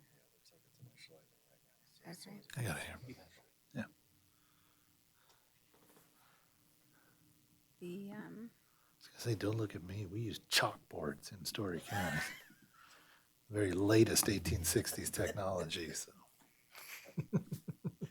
Sometimes there's something to be said for old school, unless you break the chalk or you. Yeah. it says it's open. I wonder if I. Oh.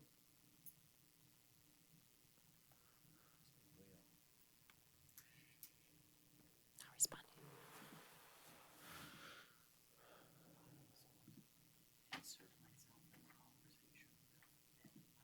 Can I unplug it and plug it back in? Okay. It did work, I promise. We tested. There was sound and everything.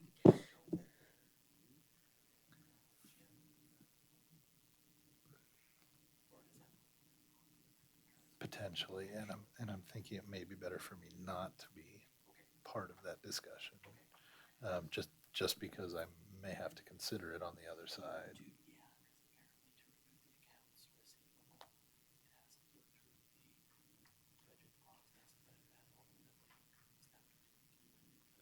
Right.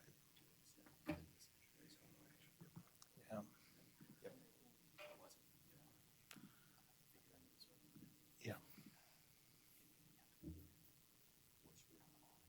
Yeah.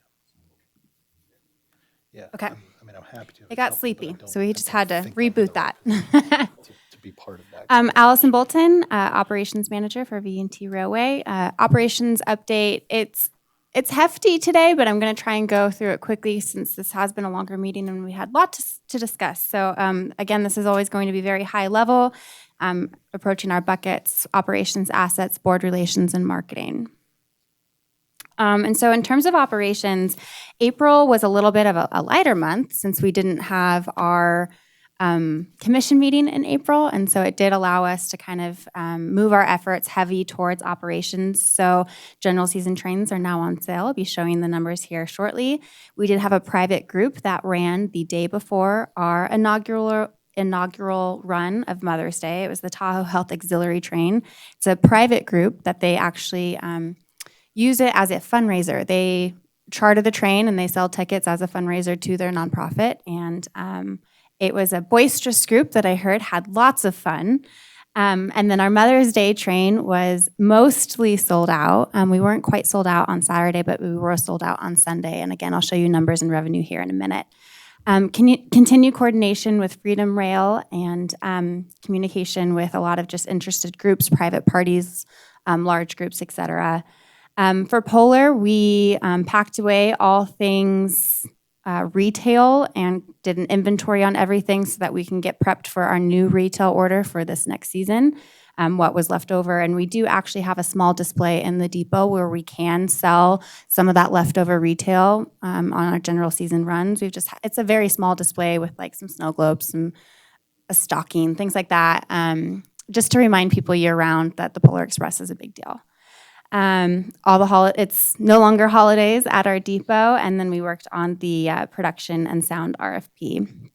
Up next, we do have some specialty trains that we're looking at. We've got our general season train season isn't start this weekend, it's the following weekend with our steam train. I did talk to Tom, and they are working on the 18, making sure it's passing all inspections for us to hit the ground running.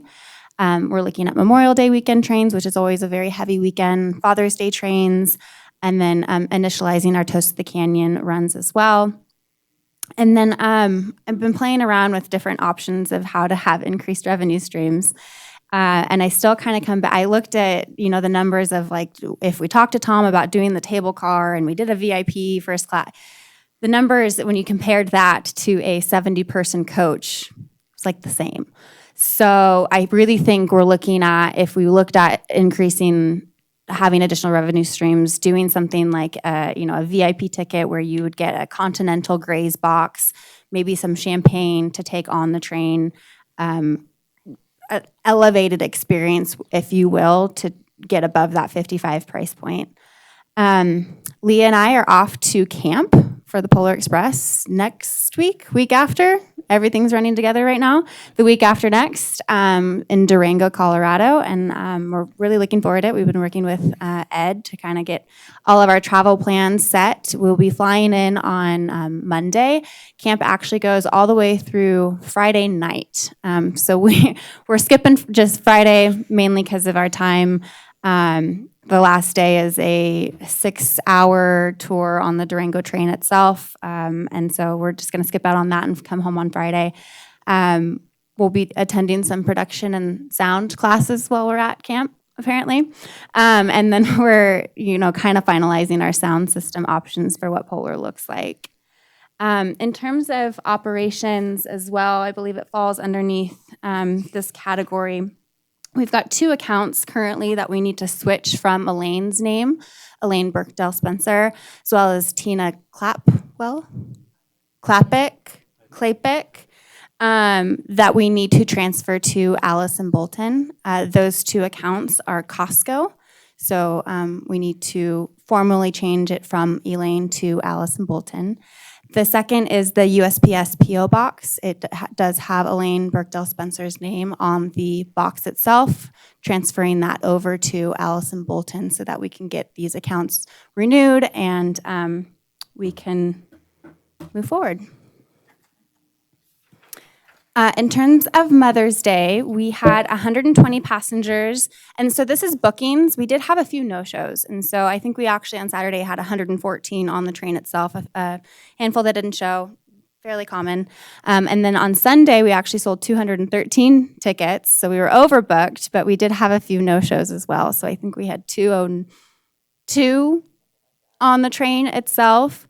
So there's the reflective revenue there. And so some photos of what the depot looked like. We had a fun little, what we called a selfie station where you could take a photo. We had complimentary coffee, mimosas, and sparkling cider. And then our moms actually received, and you can see in the photo there with Leah looking so fabulous. I know, she hates that photo. But the red cups, we have these red V&T cups, and so we actually got canned mimosas and put a Lindor chocolate. So every mom, as they checked in, got a nice little a keepsake to take home and then something to enjoy on the train. They were a hit, and we actually had a hard time, explaining to people, no, it's just for the moms. So we did end up running out at the end there. We're going to have to put a sign that says, if you take one, you're taking one away from a mom. It was very aggressive. And then, yes, right?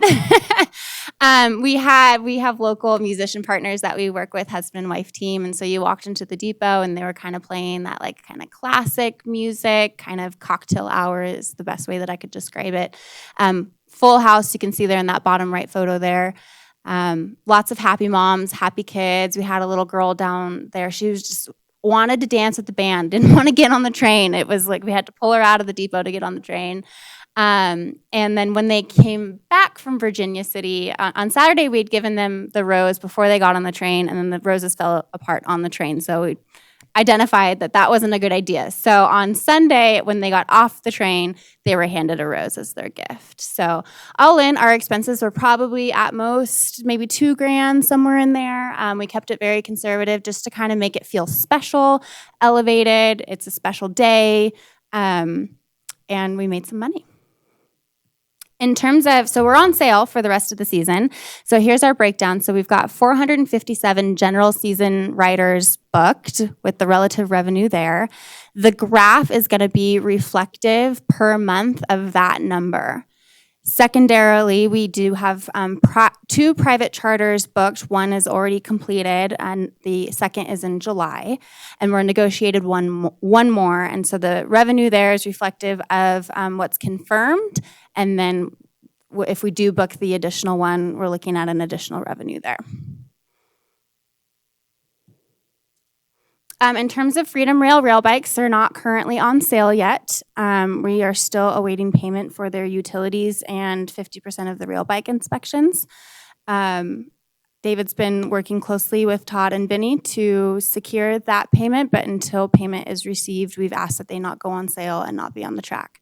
They have done 2 private groups in terms of tour operators and kind of a VIP guests that we had as well. So they have got the bikes out. The bikes have gotten on the track itself, but no general season bikes are currently moving forward.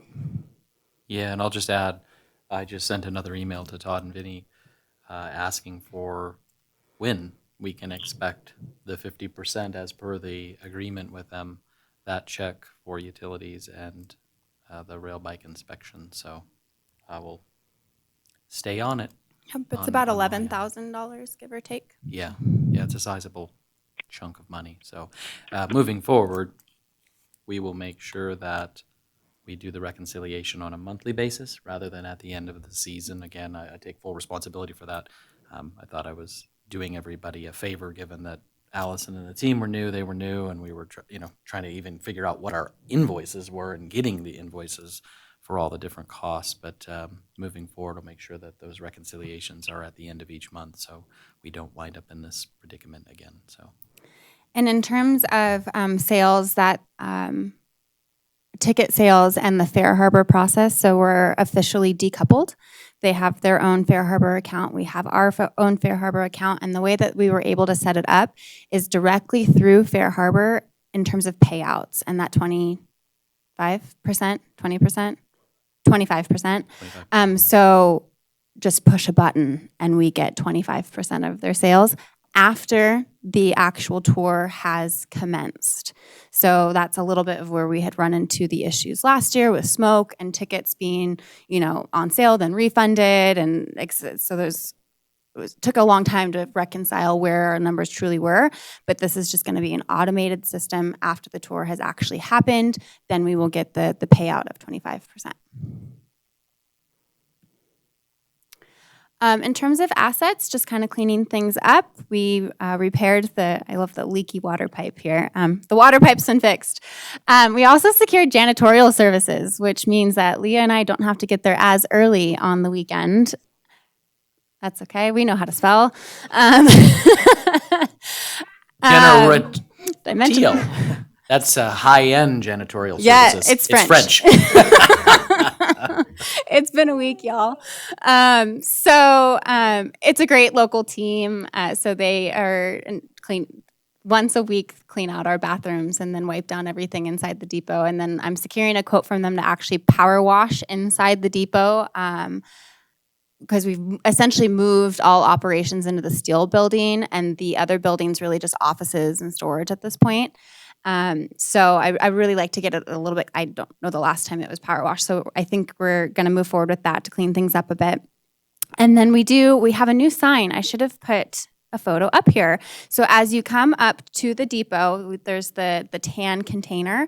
We have a new large sign that says Howdy Partners, and it's got our logo, Freedom Rails logo, Virginia City's logo, and Visit Carson City's logo with the train in the background and a bike in the bottom. And it's really impactful as you're coming up, and I do think it pays nice marketing to all of our partners involved. Gabe will show you a picture on his phone. We're also going to add up, I have the Ring cameras on my phone, and it's crazy to me how many people stop by the depot on a daily basis and just kind of walk about. They go to our visual center there. And so we're going to put up signage with a QR code that goes directly to our website. I know in the past we had like where you could take a flyer or a pamphlet, the weather and the wind. I'm hesitant, so I want to try and do this QR code approach. We'll be able to track it, see how many times it's scanned. I believe we can tie it to revenue, but TBD on that. So that's going to be going up soon. We're still working on getting an electrician out there. Minor improvements here or there. Gabe actually came out and lifted up what we're now calling the office. I don't know if you guys had recalled that the doors wouldn't open because of the concrete, because the building was sinking, and Gabe lifted it up. So that was significant. It was about $1,000 estimate we had gotten to shave that concrete down. And so Gabe just crawled right underneath there and popped it up, and doors open. So that was exciting. Thank you, Gabe. Brute strength. I love it. And then storage inventory. This is going to probably be here on every update, just continually trying to get things in their own places and homes, if you will, so that you live here and you live there in terms of all of the stuff that we have. Board relations was actually not heavier. It was less heavy in April. Again, we didn't have a no commission meeting in April, which again, our team was able to kind of shift focus towards operations and marketing, but maintaining accounts payable with the Story County team, working through all the different partners on our budget planning. Lots of coordination with Roy Street for the Draco property. Yep, I'm going to leave it at that. And moving up next, we've got our budget hearing is at the end of the month. Our team will actually be at camp. So David will be running that meeting. Preparing for commission meetings, accounts payable, kind of status quo here. Helping both Clay and Stephanie with the negotiations with the TRR for our next contracts. And then we're working on putting together a planning timeline for all of our contract terms and a calendar really of like, okay, this one's up here, we need to go out to RFP here, et cetera. We did a little bit of this at the workshop. It was more in like that deck that we had provided where we went through each vendor. We're just putting together a more formal calendar. Again, if we're not here tomorrow, you have it down in writing of here's when you need to do what. I just fainted at that comment.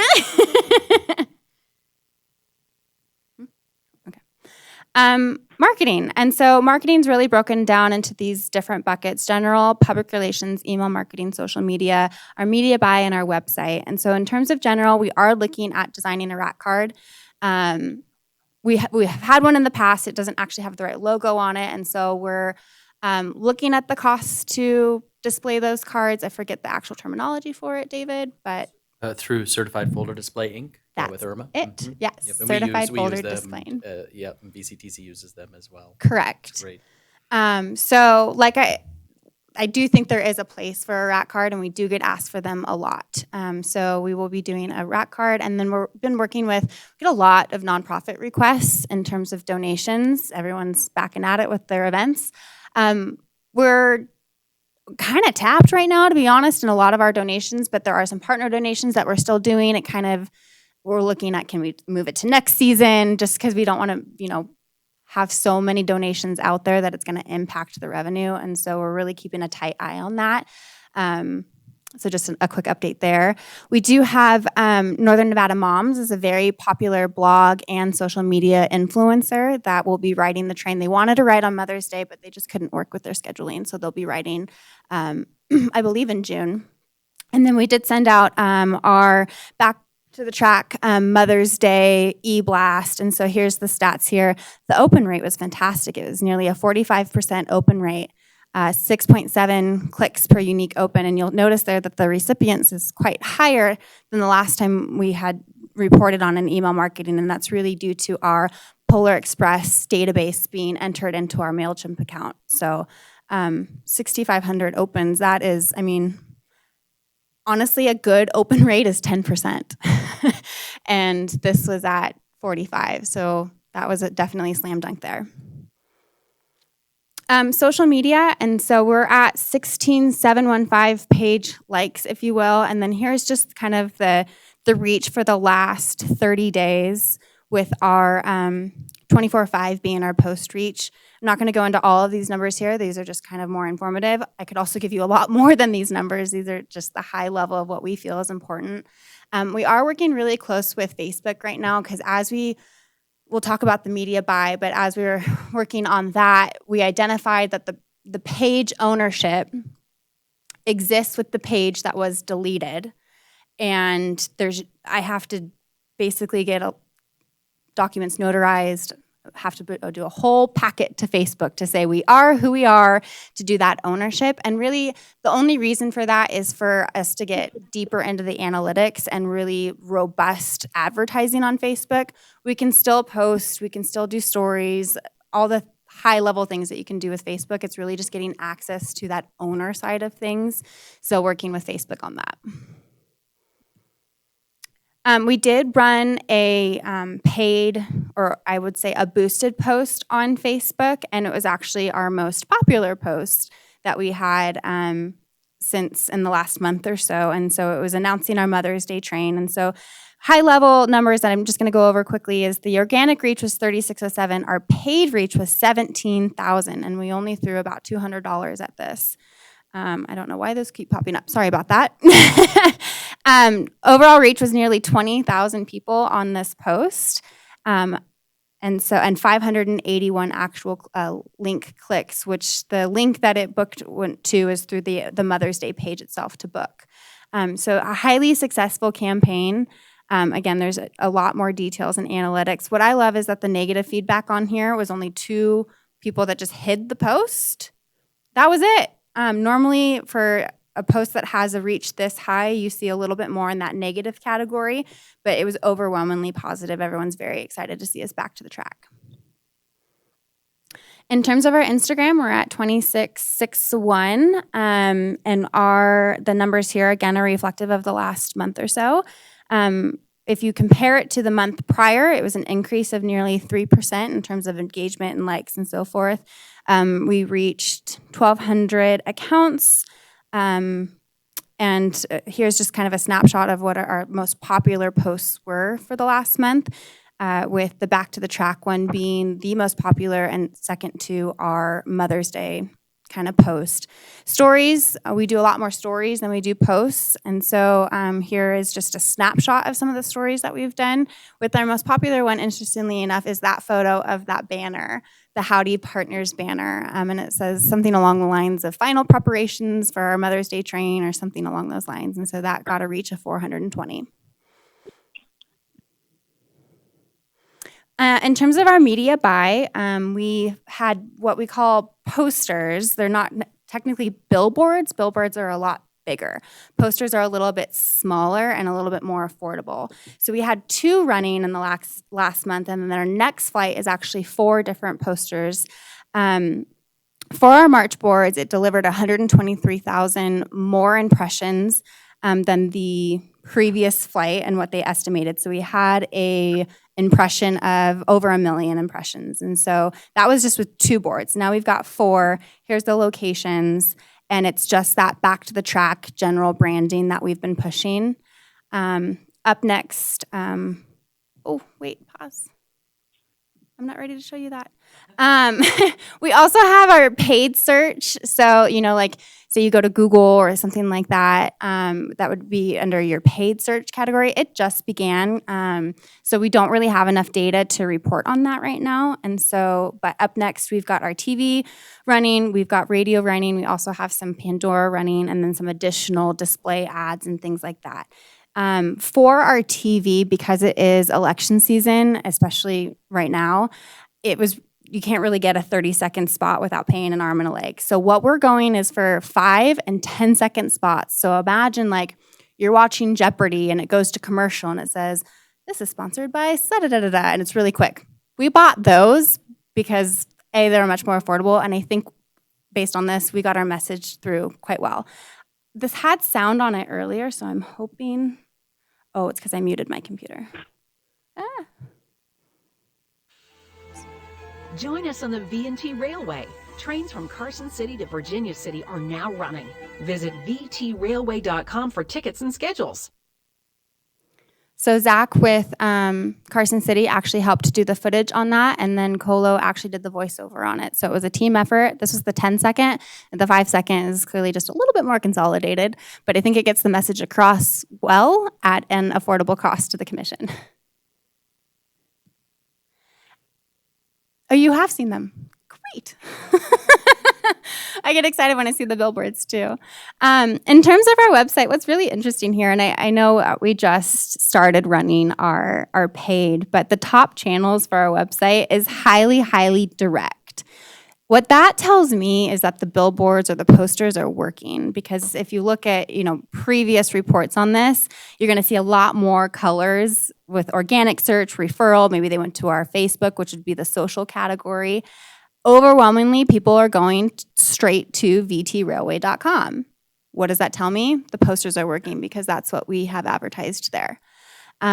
This is just reflective of, again, the last month, April 12th and May 9th, an increase in our users, a direct correlation to the revenue, how many sessions there were, conversion rate, and then right below here, no surprise, our top 5 demographics or targets, I think is what it's called. Reno, Sac, Carson City, San Francisco, and Sparks.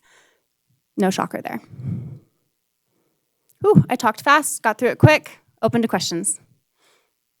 I would just say very, very well done for the Mother's Day weekend. I really appreciate the effort that you all put into those little pieces. We've talked about having, it's all about the visitor experience, and I think you captured that between the chocolates and the roses and the mimosas, and just well done. I like our numbers. I think they're very good as far as the email, so great job on that front. I would offer, we'll help as the CTA with the rack cards, because I 100% agree with you about needing those rack cards. We cannot do the cutting anymore because our machinery is leaving the building starting this month and next, but I'm happy to help cover some of the cost of the printing. Maybe we can use Monarch behind us because he does have some familiarity with that. I'd love to get an allocation of those cards as well. They go out the building internally and externally because we do have weatherproof racks on the outside. Not now because the building's being painted where we're at, but so I'm happy to help, cover some of the costs, and maybe we put our logo on, put the VCTC logo on there as well, or something in websites. And if you guys are willing to do something like that, then I'm happy to help pay for some of the cost of the rack cards and then get an allocation for our building because it's a very popular piece. And it sucks because we have people come in all the time and they want to take the card with them, Same.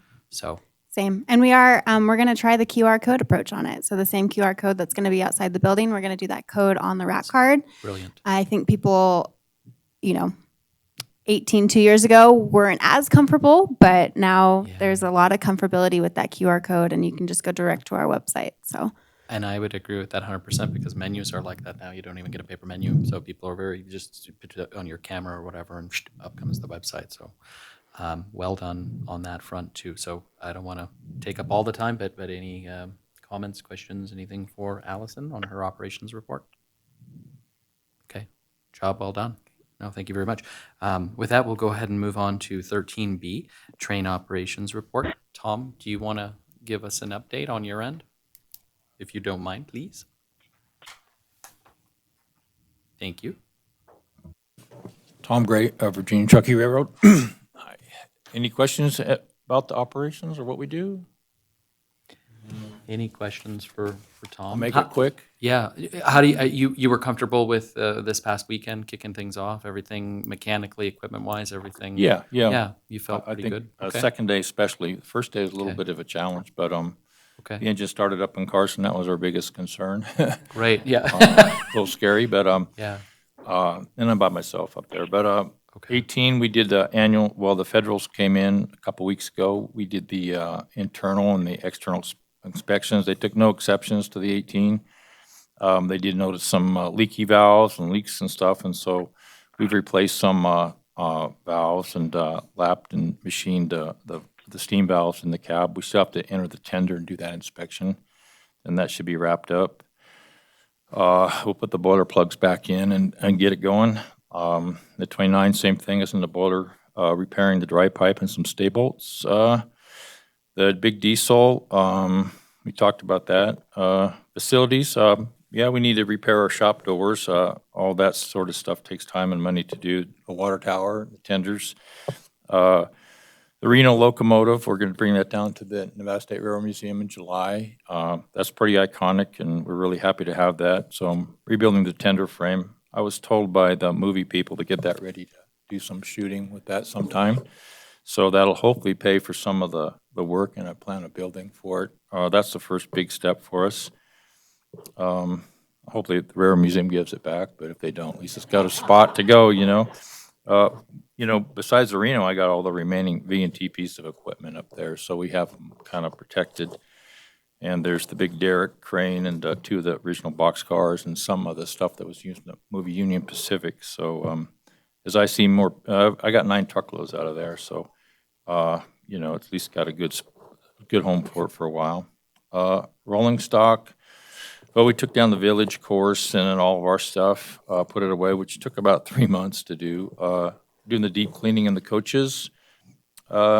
I lost my upholster on the seats, so we just actually used a little clear Gorilla Glue and try to patch them together for a while, but they're super expensive. I've tried to order some more wicker from China. That's where they make it. It's a really great seat fabric, but we don't have that yet. The brake valves, what do? We painted the floors in the coaches, the windows. So one of the bathrooms, we've had to replace all the copper piping in there. The track structure, done some tie replacement, a lot of surfacing, adding ballast for it. These trains are heavier than our normal trains, so it's really important that we keep our track tight, surface tight. Our rail is 75 to 90 pound now, and it should be all 90 pound or greater, but over the years we've been replacing it. That's what we do with the extra money that we make off the commissions trains, and it's really important. Probably the most important thing we do is upgrading our track structure. And the fuel reductions was huge this year. Story County has a fuel reduction program, so Nevada Energy pays them for a trailer, and the firemen will take. We did 2 or 3 yards, or I don't know. It's a big trailer, and we've done about 20 loads so far. We just cut all the brush off the right of way, and then right now the grass is growing back, unfortunately, so that's a little bit of a problem. But we made some pretty big fire breaks, and the really experienced firemen were really happy with that. And then I converted our 1251 tender last year into firefighting, so we can haul 7,000 gallons of water pretty fast around the area. We bought a special. We had a pump on there, but a special, and then we have a monitor up top, and then we plumbed it. So hope we don't need it, but it's there. It will help. We haven't started a fire yet, but it's a big deal for me. And we have volunteer fire patrol, but they're getting pretty thin because this year we're really worried about the gas prices for them. And we buy them dinners and help them out a lot, but we don't know how that's going to unfold this year. Employee training, we've done some of that already. Our rule book, and just busier than heck, getting everything ready.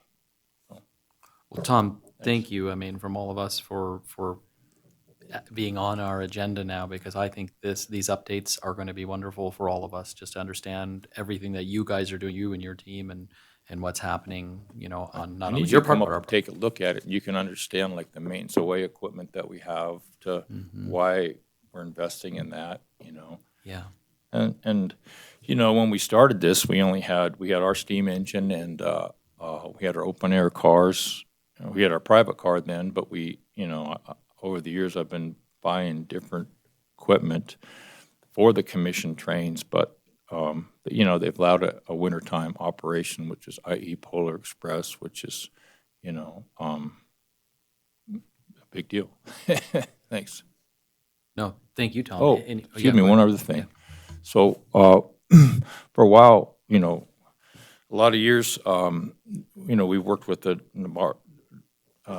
Nevada Travel, I think that's their name now, but as they have these fam tours from people out of the area, we've done a lot of things for them with our trains. One of them that we did when Nevada was really after the Chinese market, you have to get them past California into Nevada. And so why do you want to come to Nevada? Well, there's gambling. And we did a couple private trains for them. We fed them on our private car, and they were really impressed with that. But I go, what are these guys going to want? So I hired a gunfighter on there with the revolver and in the full outfit, and they ate that up. And their exit survey, that was, they were top shelf in Las Vegas. They flew over the Grand Canyon. The V&T Railroad ride was their number one thing. They liked that, so they get Westerns. I don't know if they're coming anymore, but that's one thing that's a really simple thing for you guys that are selling the state to have in your back pocket. And Tom, yeah, Travel Nevada is their forward-facing name, but yeah, you're absolutely right. And so we coordinated with them on the rail bike side of it. I know we didn't have the trains up and running, but as they're bringing back their international offices, Canada, Mexico, right now UK, Australia, and Germany, I'm hoping that we will see a return to some of those exact experiences that you're talking about, because having, whether it's media, tour operators, FIT operators from those countries, it's huge, and they absolutely do love being on the V&T. So I'm hoping to see a return to that. I know it's budget related for Travel Nevada, but anytime they do anything like that, we participate as Visit Carson City. The RSCVA has been participating in these as well, and that's another opportunity that we have with our DMO partner in Reno Sparks as well, because they love the V&T. So that's something that they don't have right in Washoe County. So they want to be actively involved with us as well. So yeah, Sometimes they don't have to do the whole route; they can just do the top end because it's a lot exactly. more effective. And I try to make that work. Yeah. One time we had all three cars out, and the weather was so bad we stayed in the depot. And they had as much fun as a train ride. They had, they were wined and dined, and it was pretty fun. Thank you. Yeah, love that. Sorry, The real They love stuff. that. They like the real stuff. Yep. It's very authentic. It's our culture. It's our history, our heritage here, and they eat that up. So yeah. So thank you. Any questions for Tom? Well, again, thank you, Tom, for that report, and appreciate it very much. We'll go ahead and move on to 13C, Attorney's Report. Mike? Been pretty quiet, David. About the only thing out of the usual stuff that I did was to assist you and Allison on the updated contract with Tom. Mhm. To add the $500 for the steam outings. Yep. No, thank you, Mike. Thank you very much. All right, any questions for Mike? No, thank you. Okay, thank you, Mike. We'll go ahead and move on to 13D, Engineers Report. Ken, anything you want to add beyond what we previously discussed? I don't know if I'm still on here, David, or not. Yeah, we can hear you. Okay, yeah. Just basically, Gabe, I think, is in the audience, so he could talk about some of the work that he's been doing, but mostly on the Overman embankment resurfacing. And again, he's been dumping ballast and raising track and doing a little bit of regulating, and now he's doing some lining. We're going to probably go in and actually, that rail is awfully tight, if you will, and we're having to shift the alignment back in towards the center of the curve, which is going to make the rail even tighter. So we're going to go ahead and take a little bit of rail out by cutting a chunk of it out at one of the existing joints to maybe keep that track in line a little bit better than it has been, because it's all wanting to move outward when the heat comes and warms up the rail. So that's a little bit of a trick, but he's going to be working on that. Again, hopefully we'll be in good shape for the next couple of years on that without any major storm events. I know that Gabe also had some repairs he did on the Lineham Road signal arms, if you will. They were not operating in synchronicity, if you will. Now they are, I think. But I'll let him go ahead and elaborate on that. One thing, and then going back to keeping track of budgets, it looks like we're going to be pretty close to just using up every penny of the remaining 2021, 2022 fiscal year budget by the time that fiscal year ends. Well, we pretty much know what Gabe's got to finish up on that. Now, obviously, we need to work through invoicing from Tom for the work train and for the liner as well as for the ballast. But we're keeping a close look on that and should be in good shape. With that, I'm just going to turn this over to Gabe and let him maybe mention a couple things he's been doing that I missed already. Thank you, Ken. Yeah, go ahead, Gabe. Ken said it all. He usually does. No, okay. No, sounds good. Well, thank you, Ken. Appreciate it very much. Okay. Thank you. We'll go ahead and move on to 13E, upcoming meetings. So we have our budget hearing on May 25th at 9 a.m. in this room, and then we resume with a regular commission meeting on June 22nd at 9 a.m. in this room. We'll go ahead and move on to item 11, commissioner comments and announcements and requests for information. Just a reminder, no action will be taken and no discussion among the members or staff will take place during this item of the agenda. Any commissioner comments? I know we're running long, but I want to just make two quick comments. The Great Western Steam Up, don't forget, July 1st through 4th, out at the Nevada State Railroad Museum. We've sold 1,000, or they have, sold 1,000 tickets to that so far. So we have people from all over the country. I believe there are people from Europe that have purchased tickets as well who are coming out for that. And Tom, I'm excited that you're bringing the Reno down and maybe some other pieces of equipment. I think we're up to, and you may know better, Tom, 13, I think, locomotives that from around the United States that used to run in the 1800s on the V&T Railroad. So this is turning out to, I think, be a really, really cool event for this whole region, honestly. And then the other thing, I just wanted to say thank you to the Lieutenant Governor and her staff because they came out last month. They did ride the rail bikes, but they want to come back and ride the train as well and maybe even do the Polar Express. But they were thrilled. They had not been to the depot before, had not experienced the depot. I know they loved Virginia City. I know LG loved Virginia City. So this was a whole new kind of experience for the LG and her team.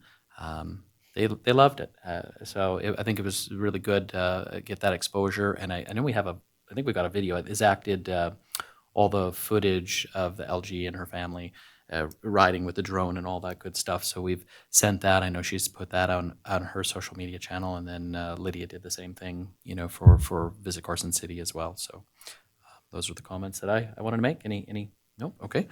Great. Well, let's go ahead and move on to public comment, agenda item 12. Again, public is invited at this time to comment on any matter that is not specifically included on the agenda as an action item. No action may be taken. Any public comment? All right, I don't see any. I got one. Oh, yeah, go ahead. We're back to number 12. Oh, yeah. we are. We are back to, how the heck did that, 12, 13? Yes. Yeah, no, I threw myself. It really should have been 15, but yeah, I see we're out of sequencing. So that's all right. That's all right. Get the giggles out of the way. I won't even say a number then for at this point, could I get a motion to adjourn? So moved. We are adjourned. Thank you, everybody.